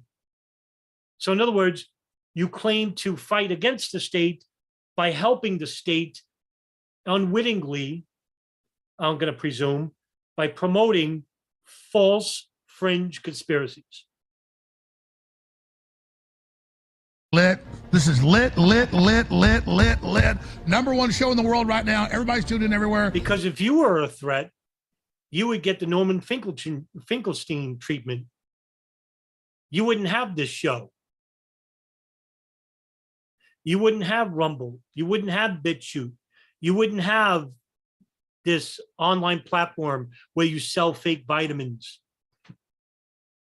You're a multi-million-dollar industry. You're not a threat to anybody. You're flourishing. And yeah, you got a big settlement against you, but that's because of your own fault by promoting what? False theories about Sandy Hook. Was that a threat against the establishment? Were you talking about Israeli stockpiling nuclear weapons? Were you talking about the Israeli spy rings in the United States before 9/11? Were you talking about the ecstasy drug rings that may have been funding that black operation regarding them monitoring the terrorists inside the United States? No, you weren't talking about that. No, what you were talking about was the Sandy Hook kids are still alive, and somehow by promoting this, I'm actually hurting the state. And if you're foolish enough to believe that, well, then you deserve everything you get. Yay. Everybody, I appreciate you being here. We're going to go to break. We're going to come back and play that little my favorite promo with Ye, and then we're going to air the Trudeau clip, and then go right back to Ye. Stay with us. All celebrities. I probably will just fast forward this part, and it just... She's not going to. Laura Loomer. Yeah, Laura, you're on the air. Go ahead. How's it going? You're on the air with Ye. Go ahead. Again, you know, they're talking about critically Zionism. Laura Loomer is a Zionist by her own words. Why is Ye, Kanye West, friends with a Zionist? I don't know, man. He wants to do it over speakerphone. Go ahead. Well, look, I just wanted to call in.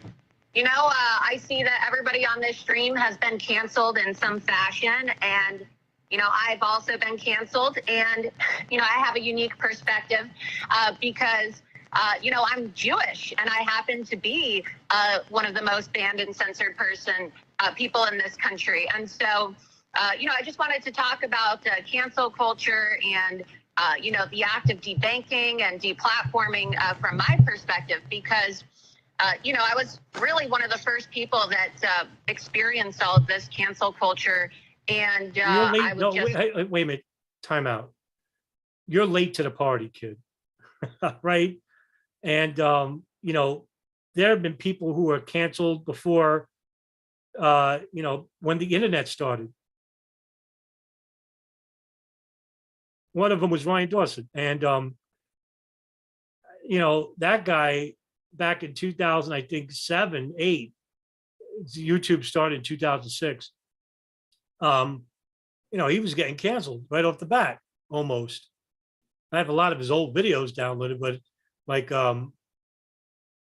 you weren't even around then. You know, Nick Fuentes likes to say he's the most banned man in America.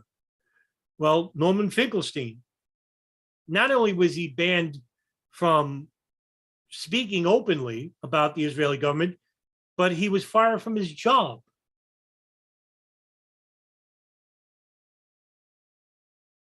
For speaking out against the Israeli government. And it came from pressure by the ghoul, Alan Dershowitz. That's real life banning. Say that I can sympathize with anybody who's had their voice silenced. I don't think that censorship is the answer, no matter how much you disagree with another person or how offensive you may find their statements or their arguments to be. And what we need in this country is more free speech. And I say that I believe in free speech, but I also believe in careful speech. You have a reputation. Each and every one of us has a reputation. And if we're going to fight against the evils of this world, I want to make sure, like for me personally, to you people in the room, I post about 9/11 only. I'm very boring, but I only post what can be proven. I only post primary source material because I want an educated, it's not for me, it's for the public, because I want an educated public. And why do I want that? Because I want to build a movement. Now, I'm not popular. I'm not building anything. I may get some people here and there. But what I'm hoping is that those people that follow my work, they create their channels and they reach a bigger audience than I ever could. Hey, guess what? That's success. That's how you build a truth movement. Not a movement based on belief, not a movement based on certain prejudices, a movement that includes everybody, not some people, everybody. But we have to leave aside our prejudices. We have to leave aside our differences. And the one thing that unites us is knowledge, information. And we could go to like the courts or something and, maybe sue someone. I'm not saying we're going to solve 9/11. We're going to solve JFK, or the assassination of King and Malcolm X and RFK. I'm not saying that. But what else are we going to do? Are we just going to say we give up? Let all the disinformation out there? Might as well make a quick buck? Say, hey, guess what? The planes are holograms.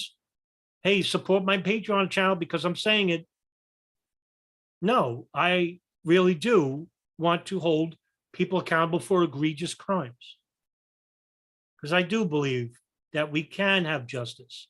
We just need enough people to believe in it.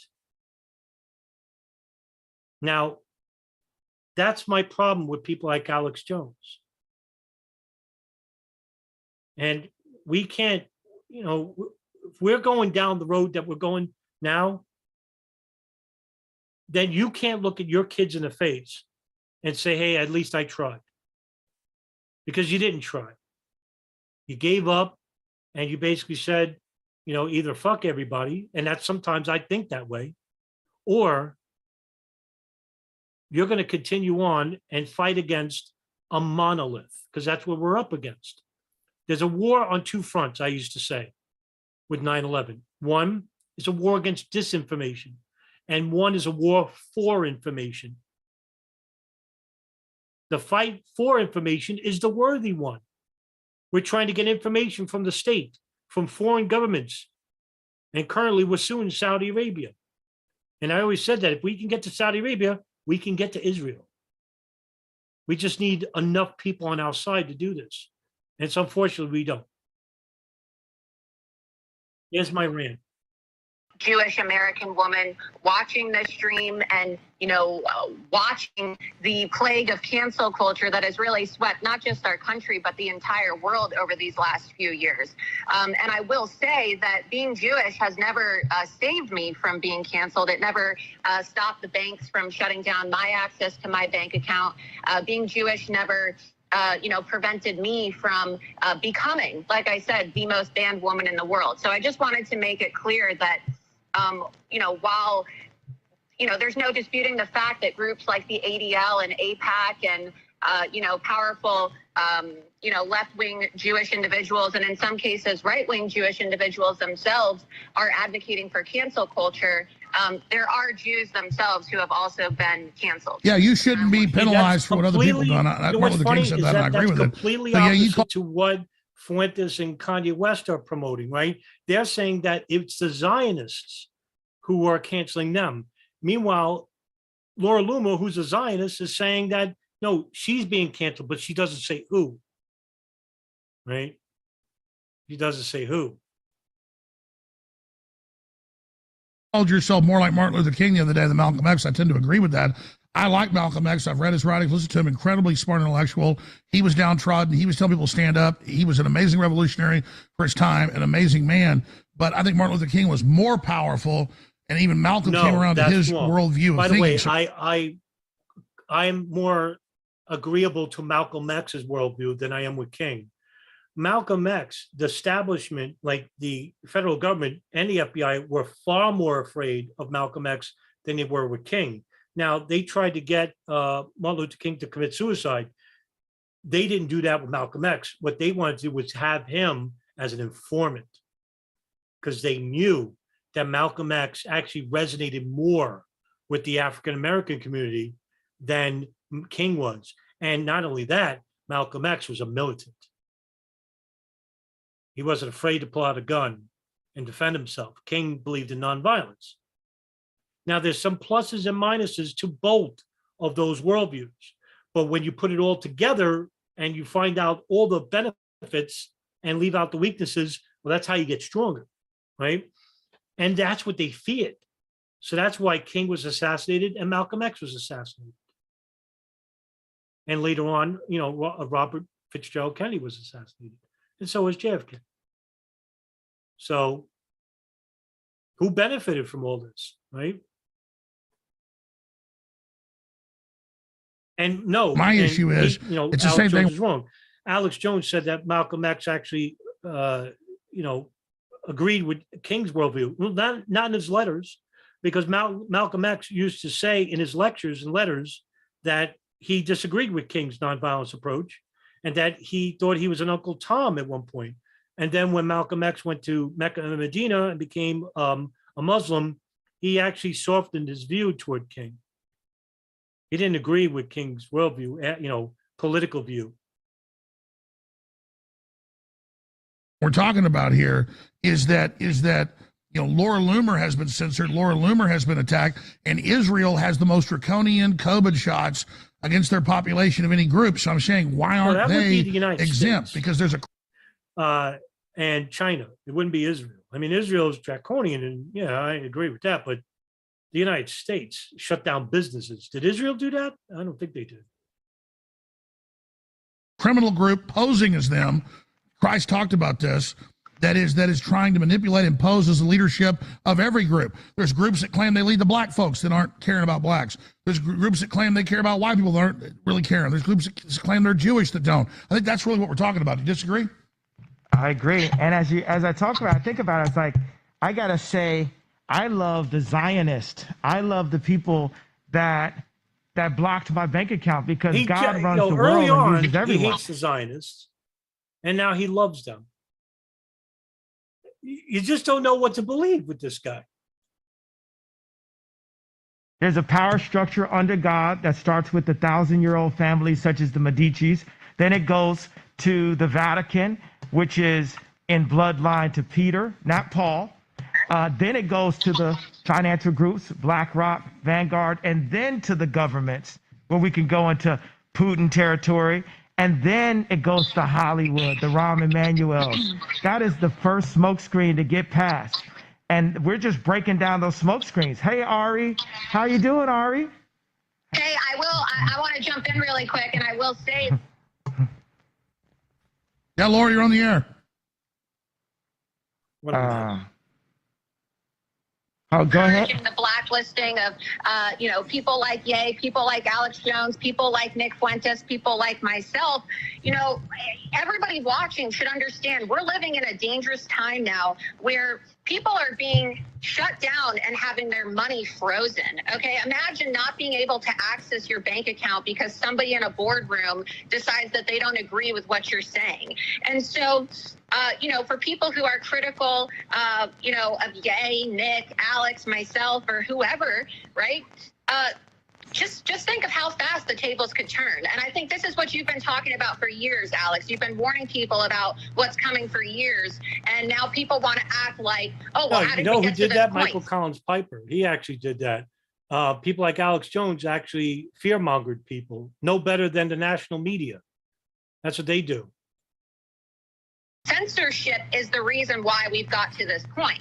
Okay, so, you know, these things wouldn't be happening if people weren't being censored. Well, sure, Laura, can I ask you this question? Because, you know, you're a smart, successful, pro-America Jewish lady. It's an American. She's Israel first. She's an ardent Zionist and doesn't hide that fact. Amazing. Something's wrong here with this picture here. Lives in Florida.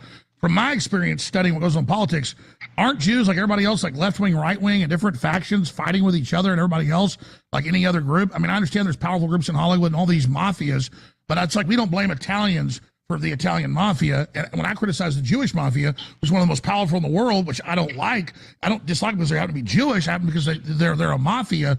That's really how I think we destigmatize it and just say no to the mafia. No, you stigmatize by using loose term themes like New World Order, Illuminati, globalists. What does that mean? That doesn't mean anything. It doesn't affect nothing. If you would go to court and say, hey, Your Honor, the globalists are running the country, what the next question is, who are the globalists? Right? But he never names anybody. Yeah, George Soros here and there, but never anything else. Rothschild, right? Useless names because you're not connecting. You're not showing there's a connection. Show there's a connection. Prove it. Tell your audience this. And stop using, fringe material as evidence. Stop using speculation as evidence. It's not. That's not how you build a movement. It's how you destroy it. That is the ADL in Hollywood. Or do you disagree with that or agree? Or you want to say something? No, look, there's factions within any group, all right? I don't think that you can really generalize any group. I think that when you look at the demographics of Jews in America, over 73% of Jews vote Democrat. And so when you see a lot of, people making decisions who happen to be Jewish, it's coming from a left-wing perspective. But I'm a nationalist. I'm a nationalist and I'm Jewish, and I've been a very strong supporter of President Trump. And that's the question. Why were they so scared of you? Because you've been as much banned. See, and look at Nick Fuentes' face. He's like, We don't know what's going on here because he's hiding behind a mask, but it looks like his mouth is open. But yeah, look at Nick Fuentes. Look at him. He's like, You fucking dirty Zionist. That's what he's saying. This me or even more. I mean, they have come after you. Oh, he's chomping at the bit right now because he hates Zionists. Right? And here's a Zionist. And you don't think Alex Jones knows this? He's doing this on purpose. Because Alex Jones doesn't respect him or him. Because I happen to think that he is a Zionist. He said so himself, like I said earlier, about an hour ago. And if he could still find it, you can see that video from 1996 where he says, I support Israel. I support their Zionist state. Just like in the clip with Joe Biden when he tells Jewish media, he goes, I support Israel because I am a Zionist. Yeah. Why are they scared of Laura Loomer? Because I'm a free speech absolutist, and because you are a racist and you denigrate Palestinians all the time, Muslims in general. I saw your tweets. You called them apes and monkeys. I mean, you're a racist Zionist, the worst kind. Regardless of what somebody may say, even whatever they may say about Jews or whatever they may have to say about Israel or Judaism, I'm not going to advocate for anybody to be silenced, anybody to be banned, or anybody to have their accounts shut down or their money frozen simply because of their viewpoints. This is America, and we need to promote free speech absolutism, and we need our politicians to start promoting free speech absolutism. And this is what I ran when I ran for Congress twice in Florida, the first time in Trump's home district, which was actually the most Jewish district in the country, and then most recently in District 11. Who cares about that? Why don't you talk about her position toward Palestinians? How about that question? Why don't you ask her who Israel should be governed by? Why don't you ask her about her positions toward Muslims? She may be for free speech. Don't doubt that. but that's not the right question to ask her. I wonder if that's the reason why Nick Fuentes was chomping at the bit there. You know, I ran on a campaign of free speech ads. No, I know you do. So what about a First Amendment or a Bill of Rights party? Well, you know, that could transcend party lines. What about a free speech, pro to self-defense, a First Amendment, Second Amendment party? I mean, how do we fix this, Ye? We fix this with the word of Christ. The first book of Moses called Genesis. In the beginning, God created the heavens and the earth. How the hell is he reading with the mask on? The earth was without form and void, and darkness was on the face of the deep. And the Spirit of God was hovering over the face of the waters. Mess. That's where we start. That's a mess. And they know that. By the way, you're reading the Old Testament, which is part of the Talmud. Prometheus shows that. All right, Laura, thank you so much. Thank you. Closing comments or yay? I want to move on. Nick Fuentes wants to attack Laura Loomer. He's just. Laura, thank you very much for calling and talk later. Thanks a lot. All right, so good. That's good. Great, Nick. See you in Florida. You want to say something before we go to Ollie, Alexander, and Owen? Yeah, I want to jump in and say that I agree. I think, though, that it's not so much about the Bill of Rights. I think it's really more about Christianity. I think that what America needs is a Christian party. Oh, I agree. Politically, it's about... What he wants, basically, is a Christian nation. Christian nationalism, in other words. I mean, he doesn't hide that fact. I mean, he's quite open about it. I'd rather have him be open. I want to know what my enemies are thinking. Right? That's why I believe in free speech. I want to know what these people are thinking and talking about. Freedoms, but you're right. Christ is first. Right, and it gets to the nature of Judaism, which is the fact that Jews do not believe that Christ was the Son of God. And in fact, they're the only group that hate Jesus. Muslims see Jesus as a prophet. Buddhists, Hindus see Jesus as a spiritual figure. Jews write in their Talmud that Christ is burning in hell. They don't like the cross. There's a part in Nebuchadnezzar, I think it's the book, where in the Talmud, they talk about Christ boiling in a pot of hot excrement, even though the Jews don't believe in hell, right? But they believe that there is a hell just for that.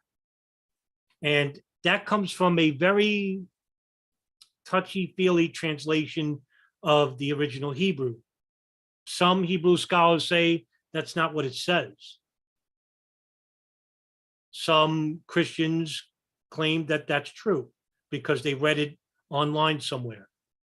I don't know what to tell you. I don't know. I really don't care. He's kind of was taking over the thing. So at the end of the day, we worship a Jew, or we say he's not really a Jew. It's not the same thing, though, because the kind of Judaism that we have now is not of the Old Testament. It's of the rabbinical oral tradition. So these people are worshiping. America, but you go to Haifa, or you go to the settlements in Israel, they're run by the Hillel youth, which is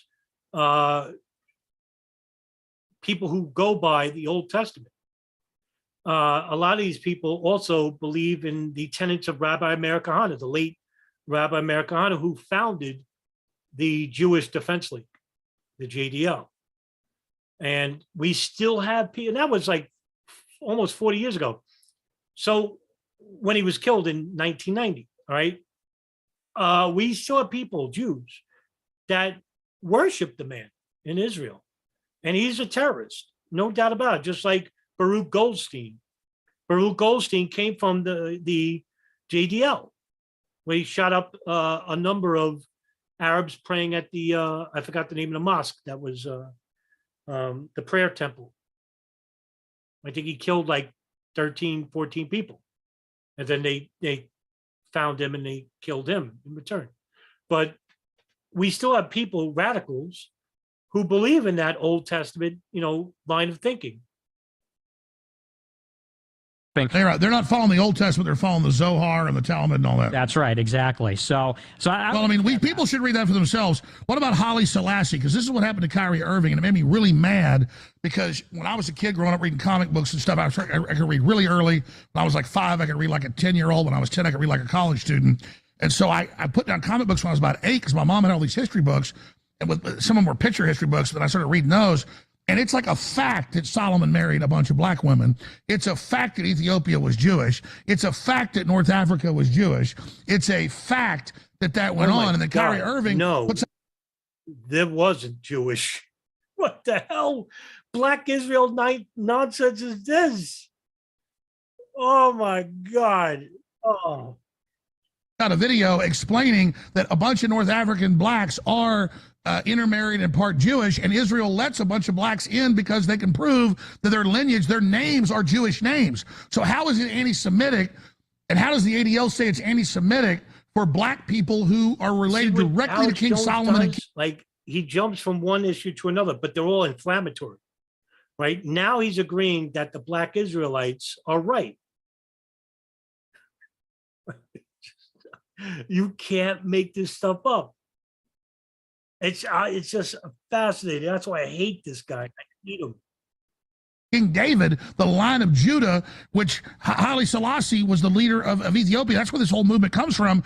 To act like they don't know this. I'm not blaming Jews for this. I'm blaming the leftist ADL. To deny black Jews their heritage is a historic fraud. It's a damn historic fact. It's on Wikipedia. It's not. Oh my God. It's a fact. It's on Wikipedia. It can be edited by anybody. Great. No, don't go by the human documented record, right? Go by Wikipedia. It's a fact. Holy shit, man. I love this. Not even debated. It's true, but it's not just the leftists, it's the right-wing ones too, you know, because in Israel, Ye was just showing me a clip the other day where they are racist towards the Sudanese or Ethiopian black Jews that immigrate into Israel. They kick them out. There's quotas. Well, I mean, Israel's even mean to the Hasidic Jews now. I mean, that's what I'm saying. They're waging war. Right. So, and I agree with you. And what they've done to Kyrie. We have an influx of Africans and Arabs, Muslims from Syria and Libya and Iraq is the reason why, and this won't be talked about on the Alex Jones Show, is because we have governments of the United States, Israel, and the Gulf, that's Saudi Arabia, Bahrain, United Arab Emirates, bombing the living shit out of Syria, Libya, Afghanistan, Iraq, Pakistan, Sudan. Remember the war on terror? Remember the carpet bombing under the Bush administration? Remember the drone strike program under Obama? 1 million people died in Iraq. Tens of thousands, we'll never know the true number, died under the Obama administration. Where do you think those people are going to escape the bombing? Where are they going? They can't go to their neighbors. They're not going to Saudi Arabia. They don't want those Africans. If you're not Wahhabi, get the hell out of here. They're not going to Turkey. Well, they're going to Eastern Europe. They're going to America. Why? Because of the foreign policy guidelines of Israel and the United States. This is on purpose. This is blowback for our foreign policy of bombing Arab and African countries. And this is what you get. You get people fleeing the missiles and the bombs of the West. Thank you, Oded Yanon. Thank you, Benjamin Netanyahu. Thank you, George Bush. Thank you, George Bush Jr. Thank you, Barack Obama. Thank you, Joe Biden. Thank you, Donald Trump. Thank you, Ehud Barak. Thank you, King Fahd, King Salman. Thanks a lot. You created this exodus of poor minorities. And then you have the nerve to complain about it? Is just Hey, Dr. Zelenko, beautiful person, wonderful guy. He'll tell you, he goes, yeah, what runs Israel's evil, and so is your groups. Ben Shapiro just mad that Kyrie won't sign his basketball. Back to you, Nick. But what about that issue? I'm sure you know about Haile Selassie and Kyrie Irving. Your take on Kyrie? That's my brother. And I love the fact that just like now, it felt like you were in this battle by yourself, but now you got two warriors alongside of you, like gargoyles at the top of the buildings in New York, ready to fight for Christ. And when Kyrie put up that information, on the side of a New York building fighting for Christ. This guy, man, imagine him drunk or high. He would be awesome to hang out with. Always want to write me off and say, Ye is just so crazy, so crazy, so crazy. And then Kyrie was like, okay, here goes some information right here. Information is the unlock. There's 5 elements that the 1%, the elites, use to control the 99%, which are the masses. Those elements are water, food, shelter, medicine, and education. Which one of those 5 elements are the most important? Education, because with the knowledge, you can go get water, you can go get food, you can get shelter, and you can get medication. They don't want independence. I agree. And Kyrie fought for something.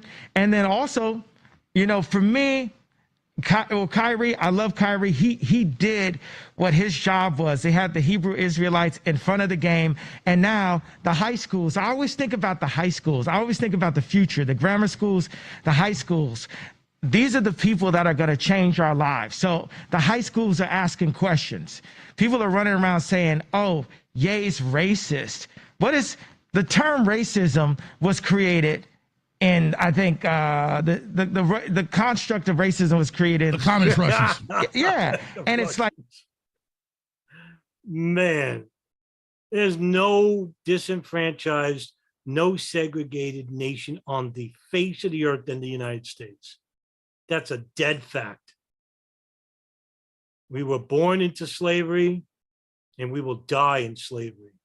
In fact, I happen to think that we were born into ignorance and we will die because of it. Because we're the least educated, the least knowledgeable. And that's why we can't do shit about it. And that's why those in power, like the federal government, the banking industry, the fossil fuel industry, the private military industrial complex, have grown stronger and bigger and richer. And who got poorer? Who got sicker? Who got disenfranchised?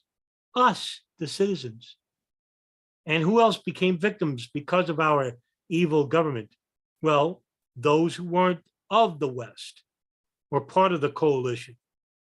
That's who. And those who can't defend themselves. Like the whole woke culture, the idea the white man did this, the Jewish guy did this. Now I'm saying specifically the bankers. I think my misstep in the tweet was to pinpoint a people as opposed to pinpointing the devil and the fact that the devil used to have that. But more than that, it was my disobedience to God that forced me into the whale's stomach as I am right now. But it's only my obedience to God that's going to bring me out of the whale's stomach. Well, let's elaborate. You're not walking back what you said. You are clarifying it, which is key. It's evil in the hearts of men and women that's a problem. And so you're not walking it back. You're clarifying. This is big. Let's clarify. Satan, the angel, God's, one of his favorite angels, one of the most powerful angels. The most powerful. Yeah, Satan. That's what I like. The most powerful angel, Satan. And he brought angels with him when he left heaven, right? How many angels did Satan bring with him? 33% of them. So he brought billions of angels with him. So angels, I mean, where did you get that number from? Billions. Satan has 33% of God's warriors with him working for Satan. But God runs the world. And it's no, in the Bible, Satan, Lucifer runs the world. The name is Lucifer. That's the angel that was rebellious against God because God chose the human race over his own angels. That's the reason why there was a war. And so Lucifer was cast into the pit of hell along with the angels. And they renamed themselves like Beelzebub was another name for Lucifer as well. Ashmodeus. There's other angels as well. Satan that gets inside of the Zionists and makes them do evil things. But these are stories. So only Zionists are demon possessed. Not Catholics, not Muslims, only the Zionists. And then he has the nerve to say, well, I'm not generalizing here. I'm a baby Christian, right? But I heard that, God loves me so much. He loves me so much, right? Then I go to Drink Champs and I'm drinking. And the Bible says, king don't drink, right? I know it's not Milo. I know I'm not saying it in correct, perfect English, but the Bible says king don't drink. And I'm drinking and I'm smoking and I'm using my ego because I'm tired of these like fed. You're like, I'm lit. Let me say, I'm tired of these fed celebrities trying to pick on me, thinking that they gangster. We're not in high school, Meek Mills. We're not in high school, Puff Daddy. And everyone thinks that they're so much more gangster, like they got me in some way. Ain't none of y'all more gangster than God, and God got me. You know what I'm saying? And I'm saying that. Oh, no. Everybody posing acting tough is nothing. If you talk about rebel black sheep, I mean, you're definitely it, buddy. Yeah, y'all not tough to me. But I'm drinking, and then I start saying stuff that doesn't please God, right? And it wasn't the Zionists. It wasn't the banks. It's God set me back. But the fact that I still had 400 million and Forbes couldn't get around it, it showed God loves me, but he had to set me back a little. Well, it's a Jobian proverb. You're going through a Jobian trial. Yeah, because since I lost my wife, right? Doesn't Jesus tell on the way to Galilee, the rich man tells him, how do I get into heaven? And Christ turns around and says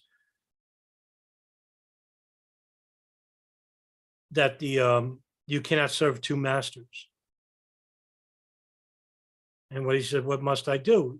Well, give all your money to the poor and come follow me. And leaves the man in a disposition.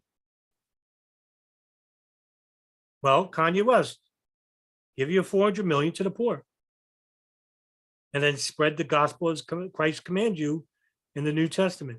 And that's why all these prosperity gospel preachers like Benny Hinn, John Hagee, Kenneth Copeland, you think they are disciples of Christ? They aren't Christian any more than I am the Pope. Since I lost my family and I was no longer the priest right in the middle of that home, and I didn't have the say so over the content that my kids watch and what they wore and where they went to school and how we went to church and what they ate, I was frustrated and I let the devil come and get me. I let the devil pull me in. Next thing you know, I'm at New Year's Eve parties having threesomes. I'm like, God was so mad at me. He said, I empowered you. I gave you every skill set. You're like Moses. You saved Caesar's life in battle twice. So God told you too to put on a ski mask, a biker's uniform, and biker's gloves with a bottle of Yahoo chocolate drink, a fly scratcher, and mock Zionists and love Nazis. And he also told you to go on the Alex Jones show and say this. That's what you might stutter, you might not be the best communicator, but you're a leader, yay, and you're down there. You're not representing me. You're drinking, you're having sex, and you know what? And God, he waited on me. He let me go. Which, by the way, is a lot more valuable of your time than coming on here. That's a fact. 8 months into the year, but it wasn't until I bragged about serving Satan with the actions that God said, I got to set you back now and set you straight. And then, so we're moving my school, we're moving the Donda Theology Engineering University into a church.